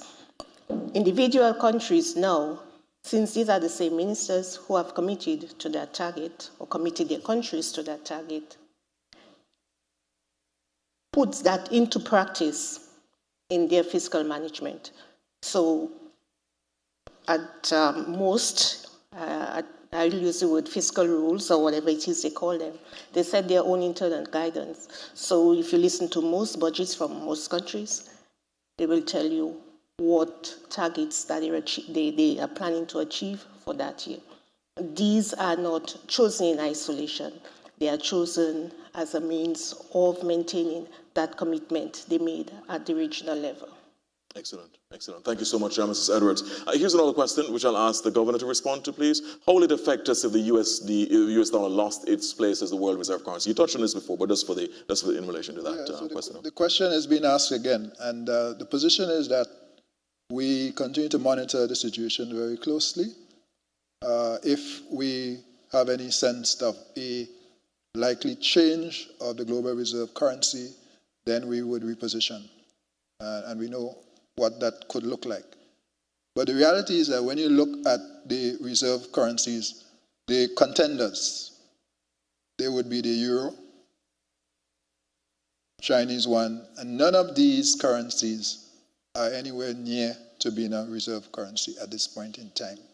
So it is a hypothetical question. It's a fair one in the context of what's going on in the global economy. But at this juncture, we continue to do our due diligence, as I indicated, monitor reports, and we have, a contingency arrangement if we felt that there was a need to make a shift. As we speak, there is no need, and therefore there is no recommendation to that effect. Excellent. Thank you, Governor. I have to get to one other question. We're wrapping up in another 3 minutes or so for the question and answer segment. I really need one other question from in the audience. One other. Let's see, going once, going twice. We might have a prize for those who ask a question inside the audience. Right. Let's do that. One more. Yes, please. Thank you. To the microphone. Thank you so much. Really appreciate it. Good evening. I suppose the mic is close to me, so there you go. Thank you. It might be a sensitive one. In terms of the CARICOM integration on one economy, how would that affect the stability of our EC dollar if we were to bring in all our lovely brothers and sisters from across the region whose currencies are very, in some instances, unstable. The disparity to the US dollar is very volatile. And how and what guardrails do we have in place if CARICOM was actually to realize its mission eventually? And how would it affect our central bank and us as a ECCU? Thank you so much for the question. Really appreciate it. Thanks. I see Giselle is pointing to me, but I want to start with the CARICOM man, who was also Senior Director of Research at the Central Bank. I'll make a comment after you, Wendell. that was a very neat just hand off to Dr. Samuel. Well, that is good. Yes. So what you're talking about is an issue that we went through, I think, when I just joined the central bank, where there was the talk of a CARICOM currency, a single currency for the entire region, the move towards convergence and so. And there was a lot of discussion at that time as to how do we establish a common currency for the region. And I think the point that the ECCB took at that point is that we can have a common currency for the region, but it has to be along the same rules that we have established as the central bank and the EC dollar, because that has worked for us. And we are not going to be moving into a new currency arrangement where we have to worry tomorrow what the exchange rate is going to be, or whether there can be whether it's going to be stable. So in a sense, I think that question was asked and answered at that time, but I want to give you the answer again, that it would be folly for us to go into a new currency arrangement that is any less secure than the one we have now. Right. So, all right. Thank you so much, Dr. Salmon. Thank you. So I'm glad you answered, and I knew you had done that research. So let me say no. To add my last piece to what you said is that there's absolutely no discussion at the level of CARICOM Central Bank governors to do that. So that, as Wendell said, Dr. Simon said, that question has been asked and answered, and we moved on. What we are doing, which is what I want to add, is that we are working on a CARICOM payment and settlement system, CAPS, which is going to be the ability for us to pay in local currencies and behind the scenes among central banks net in US dollars. So for business people, that potentially will help, including countries and persons who have challenges raising foreign exchange. Remember, we do not have foreign exchange controls in the currency union, but there are countries in CARICOM that do have foreign exchange controls. So the idea of this payment settlement system is for us to be able to cross-border payments in local currencies in real time. And then, so you have less need for foreign exchange upfront. And then at the end of the day, the central banks net in USD. That is what we're working on now. As we speak, we have 2 members of our team in Egypt as part of a study tour, as we've launched this project, looking at PAPS, the Pan-African Settlement System, and we're going to take some lessons from there. And we'll run the pilot for about a year, and then we'll be able to report results. So our hope, to your question, and for those who don't know, the person who posed the question is a former president of St. Kitts and Nevis Chamber of Commerce, she's a businesswoman. That is how we think we could help support businesses and trade within CARICOM. And that is what we're doing as a practical measure right now. Not currencies, but trade and payments. Excellent. Thank you so much. So we had perfect gender parity in relation to the audience questions, male and female. Very, very good. Anybody want to break the tie? One more question from inside the audience before we wrap. One more. Let's see. Go. Yes, perfecto. Thank you. As ever, the women are doing better than men. Thank you so much. Really appreciate it. Over to you. All right. Good evening. Thanks so much to the panelists. The discussions have been very interesting. I have a little question for Miss Antoine. I'm wondering, as a young person, what do you think we can do as a region to get the younger generation to fill their carts with local products rather than just fill it up with Shein? Thank you. Thank you so much. Really appreciate it. Great question. Great question. Ms. Antoine. Great question indeed. That one is going to be a very hard one to answer because when you say local products, is it like crafts that people make just local?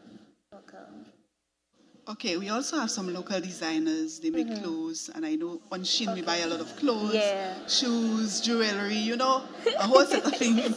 Okay. So, it depends on how the person sells their product. Because in St. Lucia, we have a young girl that's trying to create grills. And that's not something that we see in the region, basically, a young person creating grills. No, we don't see that. So that's how you get the young people. We normally follow trends that we see on TikTok. And I'm not saying it's a good thing or it's a bad thing either, but we follow the trends we see on TikTok, and we see these famous TikTokers wearing grills, both gold and silver. And that is what attracts the young people. So it all depends on how you sell it and what you sell as well. So take, for example, I don't think a young person would, well, not saying that they shouldn't, but I don't think they would go to a store and say, okay, let me buy a Madras dress. No. If they see a little shorts, they'll say, okay, let me buy that. And that's not a good thing. No, the Madras is our culture. But if you take that Madras dress and you create it in a style, let's see a dress I have on right now, you take the Madras and you create a dress like that, yes, I think the young people will buy that. So it's all about how we sell it. Yes, so innovation and creativity. Excellent. Excellent. Innovation married with creativity and, of course, business. So there you go. That's a possible. So can we create a kind of sub-regional Shein? Like a version of Shein in the sub-region. That's an opportunity. So that's where we could get the young people to. And have a nexus with TikTok. Yeah, because they're into TikTok. Good. We do a you notice how she qualified her responses? Not saying that's a good thing. Okay, very good. Thank you so much. Really appreciate it, Ms. Antoine. All right, so I think that, thank you so much for your questions. Really great, both online and in the audience. Let me just get final comments now from our panelists, starting with you, Ms. Antoine, and then Mrs. Edwards, then Dr. Samuel, then Governor Antoine. Please. In a minute, please, for the panelists. 1 minute. Closing comments. No problem. Just to close off, thank you so much, ECCB, for organizing this. I do believe that, organizations like the ECCB need to include young persons in their conversations, important conversations. So thank you so much for that. It was a great experience, and what I learned here today, I will definitely be taking it over to my team members in St. Lucia. So thank you for the opportunity, and have a good night, everyone. Mrs. Edwards, please. Yeah. Thank you so much, Mrs. Edwards. Institutions are created for the benefit of the people who they serve. And the ECCB was created to serve the citizens of the Eastern Caribbean Currency Union. And the success of the ECCB will be measured by how its policies and its programs and its strategies and everything that is ECCB does impacts on the lives of ECCU citizens. And if we stay focused on that, I think there will be a greater understanding of what the bank does, and that our people will recognize and make better use of the services that the bank provides, whether it's in not just the banking, but the stability that it brings, the information that is shared, the opportunities that are provided for discussion, as is this one, all of the growth discussions that have been taking place. So there are a lot of opportunities I think our citizens can derive, and I would encourage the bank to continue to stay focused on delivering for the people of the Eastern Caribbean Currency Union. Thank you so much. Thank you so much, Mrs. Edwards. Dr. Samuel? Well, I want to finish where I started, this issue of community. I think that is going to be the key thing that happens going forward. This arrangement has lasted 50 years. It wasn't guaranteed in the beginning, and it's not guaranteed now. It requires that all of us, including the members of the Board of Directors, the Monetary Council, to continue to work at making this union more perfect. And in doing so, we want to ensure that we bring the young people along.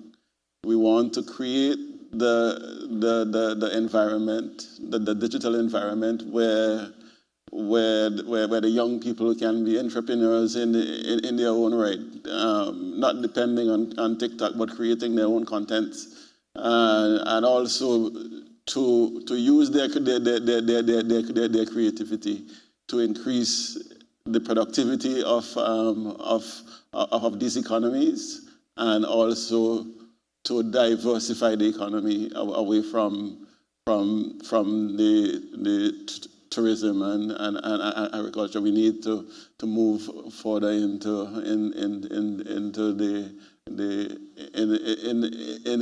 the creative industries. And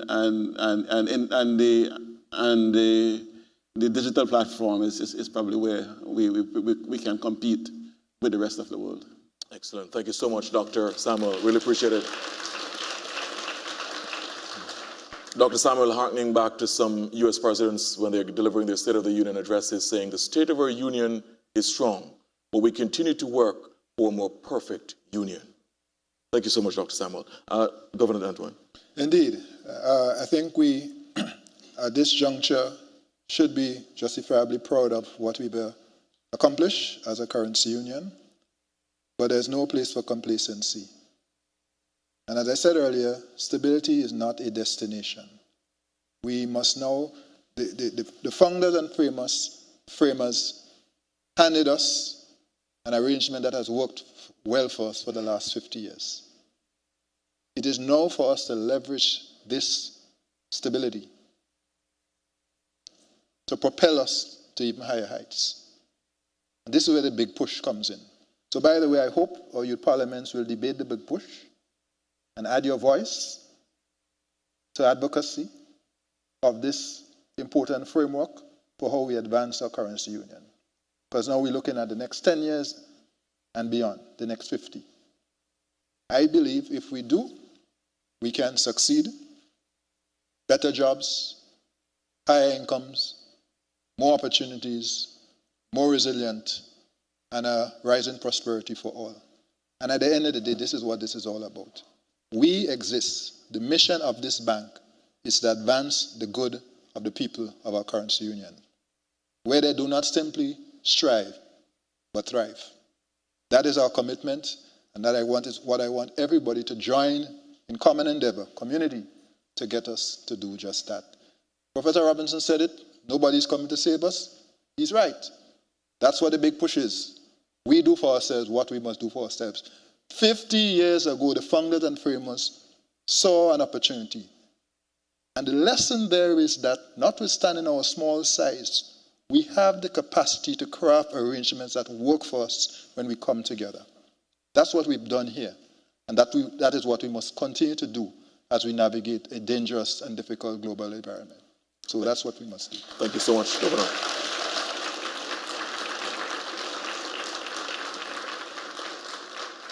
One of the highlights of the night from Governor is we made the right choice 50 years ago. And his leadership has been exemplary as the third governor of the Eastern Caribbean Central Bank. And something that, because I was going quickly earlier, we did not mention, but Governor Antoine was awarded for exceptional contribution to finance, and also Global Markets named him Central Bank Governor of the Year a few years ago. Heartiest congratulations to Governor Antoine.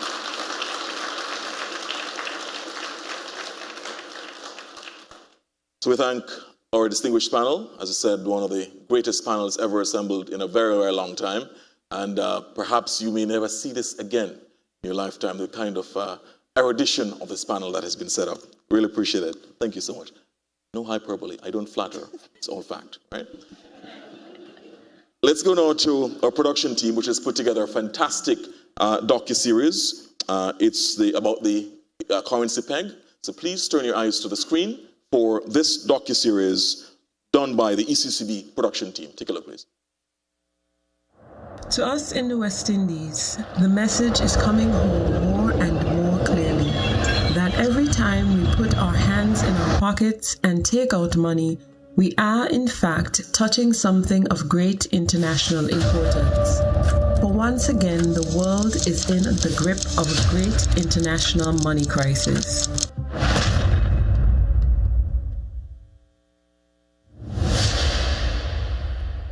In the early 1970s, the world economy was becoming increasingly unstable. Prices were rising. Oil had become more expensive. Major currencies were weakening. And across the Caribbean, small island economies began feeling the pressure. The Eastern Caribbean dollar remained tied to the British pound sterling. But sterling itself was becoming increasingly uncertain.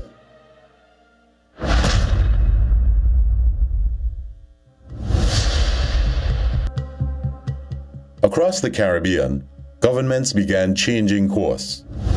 Jamaica's exchange rate peg was switched from the British pound to the United States dollar in 1973.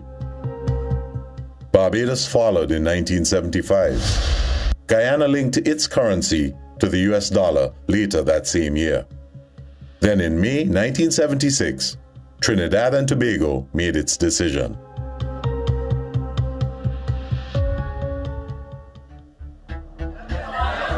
Anxiety deepened across the Eastern Caribbean. If neighboring countries were moving away from sterling, what would happen to the Eastern Caribbean dollar?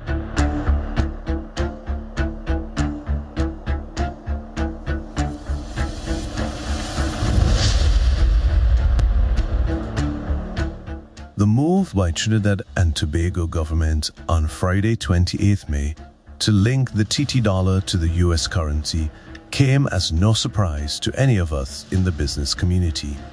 What is surprising, though, is the fact that as yet the EC currency is still tied to sterling, which is slowly but surely taking us into economic disaster. The 1976 budgets of some of the islands which increased taxes, the constant devaluation of the pound to which EC is tied, and the revaluation of the TT dollar will now bring such economic pressures on us all that unless the governments of the Eastern Caribbean territories act quickly to align EC to a currency other than sterling, the climb back to economic stability by many of our member states may be harder than we could ever imagine. Business leaders feared the region could become increasingly vulnerable if the EC dollar remained tied to a weakening pound.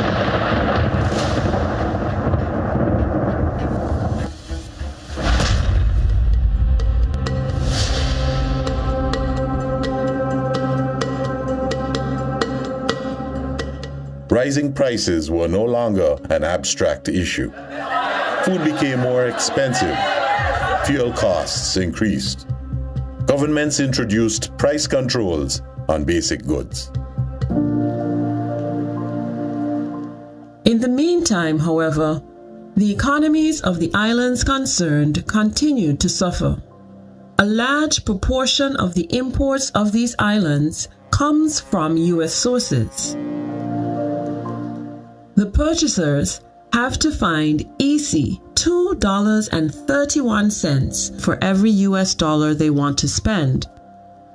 The consequence of this is readily seen in the cost of fuel to us, which, because it is fixed on the US dollar, has automatically risen in price, although the cost of production has not otherwise risen. So also will the fancy goods and articles which people rush off to Puerto Rico and the U.S. Virgin Islands to buy after having obtained U.S. dollars for the purpose. Most of the region's imports were coming from the United States. So as sterling weakened, imported goods became more expensive. Inflation was beginning to shape daily life across the region. This matter of inflation attacks all, whether you belong to the wealthy half of the world, which we call the haves, or you belong to the poorer half of the world, which we call the have-nots. What is also clear is that positive measures are needed to cope with that type of inflation.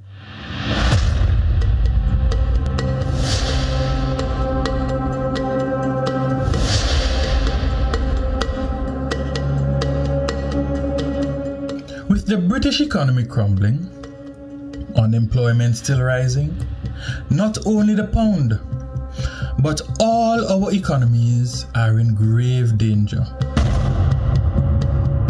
We are in danger because all of us now find ourselves doing heavy trading with the United States of America, and the ECC dollar is still tied to the pound sterling. On the face, two crucial decisions confront us. One is whether we should follow our bigger brethren, Barbados, Jamaica, and Guyana, and align our currency to the US dollar. And two, whether we should adopt as a deliberate policy the diversion of import trade from the US towards the UK and the sterling area generally. The continued weakening of the pound increased concern throughout the Eastern Caribbean. Small economies that depended heavily on imports became increasingly vulnerable.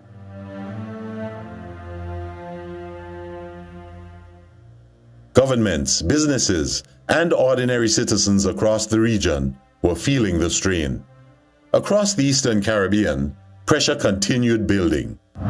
The weakening pound was no longer a distant international problem. It was affecting prices, trade, and confidence across the region. By mid-1976, the question was becoming harder to avoid. Should the Eastern Caribbean dollar remain tied to sterling, or was it time for change?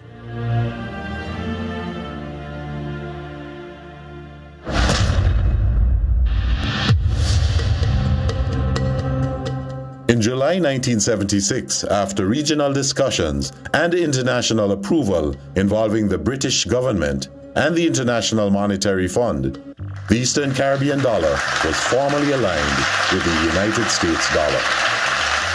On July 7, 1976, the new parity took effect. EC $2.70 to US $1. Well, at that time, we were like the last to change. Barbados had changed theirs. Trinidad had also changed after Barbados. Trinidad and Guyana had already changed. And in some cases, there was a little devaluation. But we took so long that we said we will, on the day of the change, that would be the value. And so there was no appreciation, there was no devaluation, and so it was at the cross rate.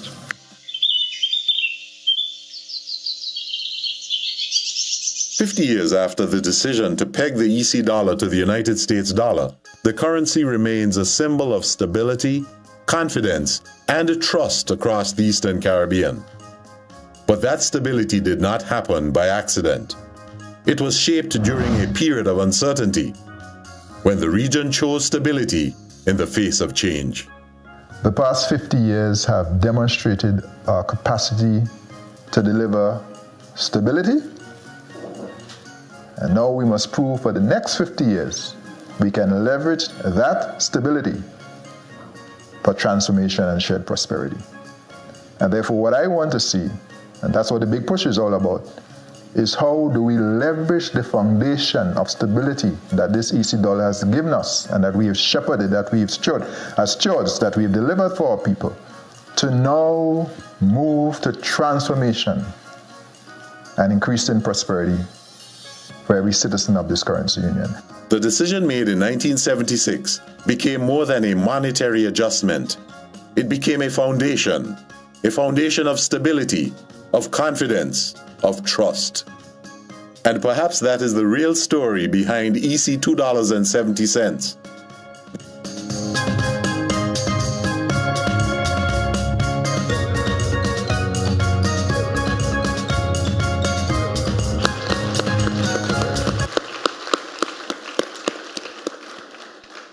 Apologies, we should have dimmed the lights. And because you came to a panel discussion, you also went to the movies. Great work by the production team. A round of applause for them, please. Great work.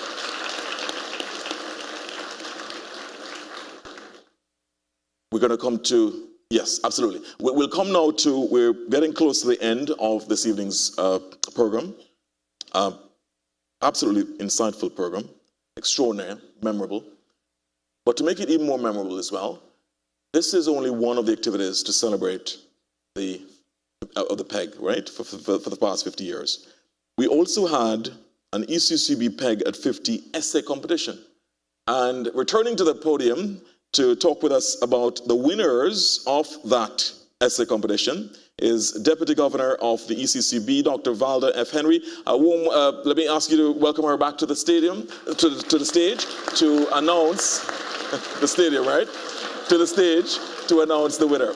Well, it might well be a stadium, given the energy in the room. Thank you so much, Dr. Henry.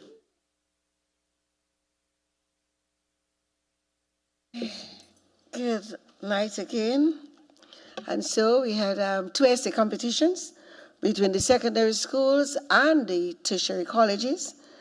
And the winners, I'm going to give the winners, but I would just like to acknowledge the judges of the secondary school, led by Giovanni Brown as the chair, Dr. Jadis Manning, Mrs. Carmen Blanchard Brown, Mrs. Angela Eswick, and Miss Francine Felicin. Yeah. So if they're here, they could just stand. Let us see you, the judges of the secondary school.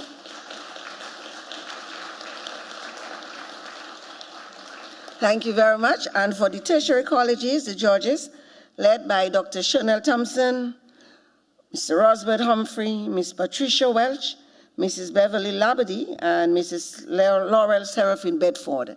I know some of you are here, so just stand, let us see you. Thank you very much.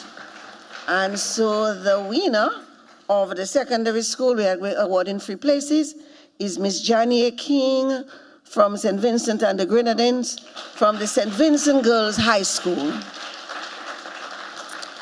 Second place, Mr. Demer Ferrara from the Commonwealth of Dominica from the Isaiah Thomas Secondary School. And the third place winner, Miss Brianni Winston, also from the Commonwealth of Dominica from the Dominica Grammar School. For the tertiary colleges, our winners are Mr. Nathan Alexis, again from St. Vincent and the Grenadines, to the top prizes. From the St. Vincent Community College. Second place goes to Jaida Victor, Miss Jaida Victor from Grenada, from the T.A. Marisha College. And the third place winner, Miss Kelly Detterville from St. Lucia, Sir Arthur Lewis Community College. And before I take my seat again, I would like to thank the 50th Anniversary PEC Committee, and I would like the members to stand for their yeoman work. I also want to acknowledge the great support, given by the CRD team, MISD team, and RSDAD, who also did some good work with us for the support given. So PEC Committee, please take a stand. Mrs. Raquel Leons, Mrs. Teresa Smith, Zanel Akers, Miss Naomi Francis, Miss Cosilla, Jeremiah, St. Louis Jeremiah, Miss Valencia Grant, and Mr. Aldrin Bushy. What's Aldrin's surname again? Yeah, Aldrin Bushy. Thank you very much.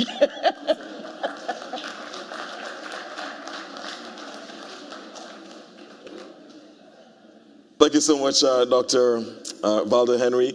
And of course, because she is modest, she wouldn't thank herself, but let me thank her for the tremendous work that she's put into the entire activities. Great work, Dr. Henry. I know it has been breathless. You've tethered yourself to this. I think Governor and Deputy Governor know what I'm talking about. She's tethered herself to this project, and it has come off magnificently. So a round of applause, please, again for Dr. Henry. Let's stay with the theme of giving thanks. We can now welcome to give the expressions of thanks, the vote of thanks, in spoken word, Ms. Zarnell Akers. Ladies and gentlemen, please give her a round of applause as she comes to give the spoken word expressions of thanks. Good evening, all. Mr. Moderator, allow me to adopt the protocol so ably established, except to acknowledge the presence of Her Excellency, Governor General of St. Kitts, Dame Marcella Liebert. Tonight's vote of thanks will be delivered through spoken word entitled Celebrating Progress, Charting the Future. Today, we gather with hearts full of pride, reflecting on a journey taken with stride.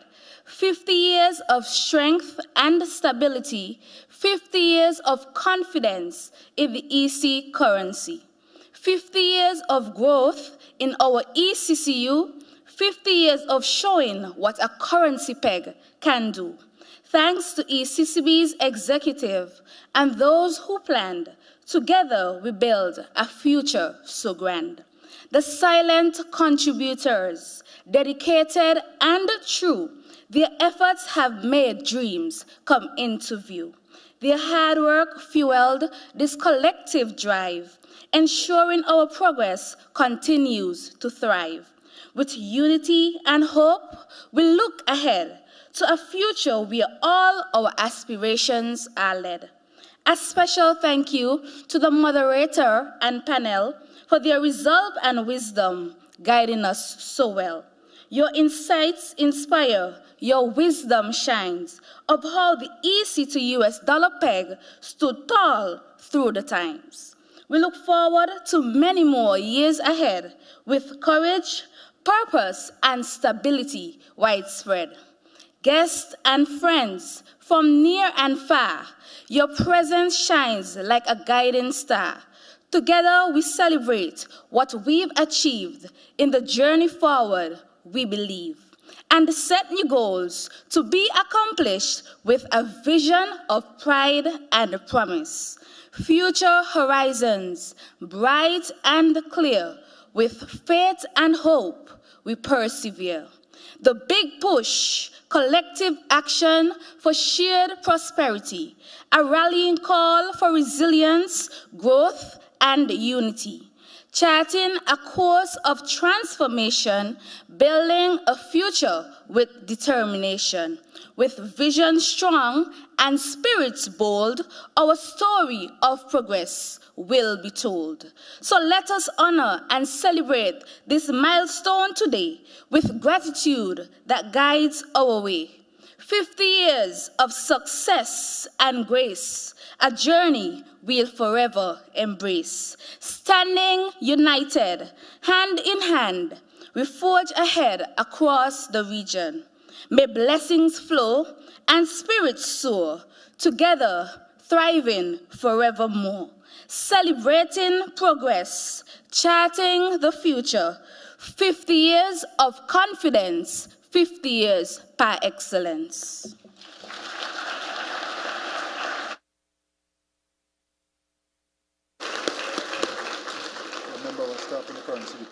Absolutely.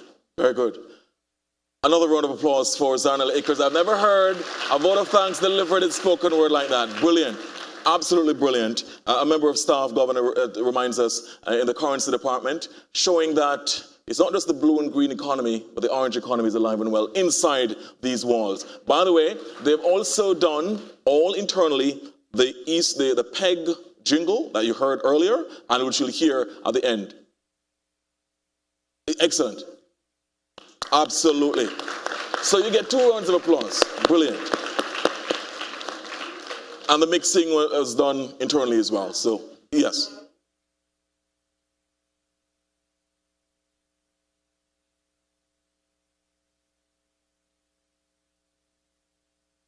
Very good. Very good. So you don't need to look outside. Everything is inside. You have everything you need right here. Okay, very, very good. So great creativity, innovation, yeah, internally, right, Ms. Antoine? Very, very good. It all leads me to thank you all for being here. There was a little boy who wanted a quick meal, fast food. You know, like we say, like you were qualifying your questions, your answers earlier. He said, not that it's the right thing to do, not that it's the right thing to eat fast food, right? And he asked his grandfather for McDonald's. His grandfather said, sure, you can get McDonald's, but you have to spell it first. The boy said, okay, sorry, on second thoughts, let me get KFC.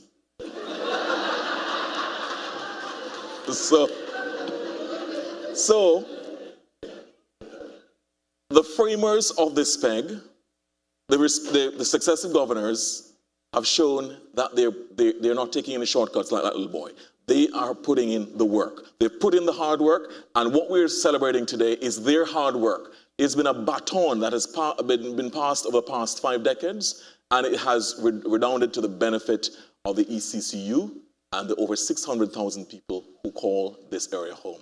We thank them. We thank you for having been here. This has been a powerfully perspicacious discussion, and we look forward to you taking this message across the entire ECCU, because this discussion cannot stand and rest here. It has to continue with the young people, with all of the people of our region, because we must celebrate our successes, but it must also be ready for the future. A future that is uncertain, but a future that can be bright if we all come together. Community is the word. Thank you all, ladies and gentlemen. Really appreciate it.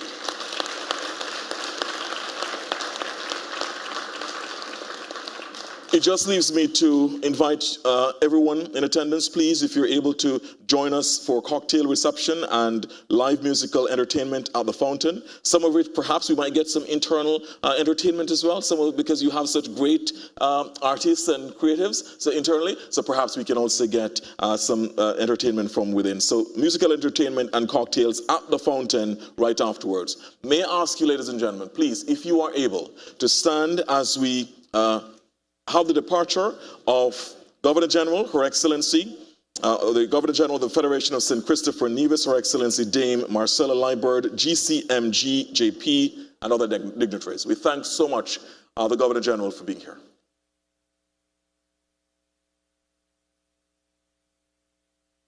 Applause for the Governor General, please. Thank you.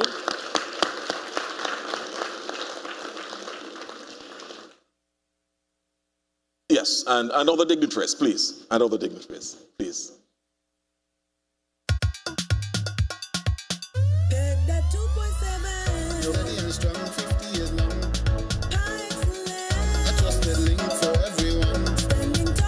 And we thank you all. A round of applause, please, for a fantastic event.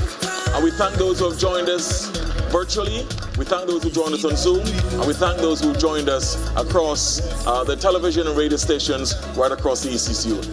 Thank you so much. Enjoy cocktails and enjoy the musical entertainment. Really appreciate it. Good evening.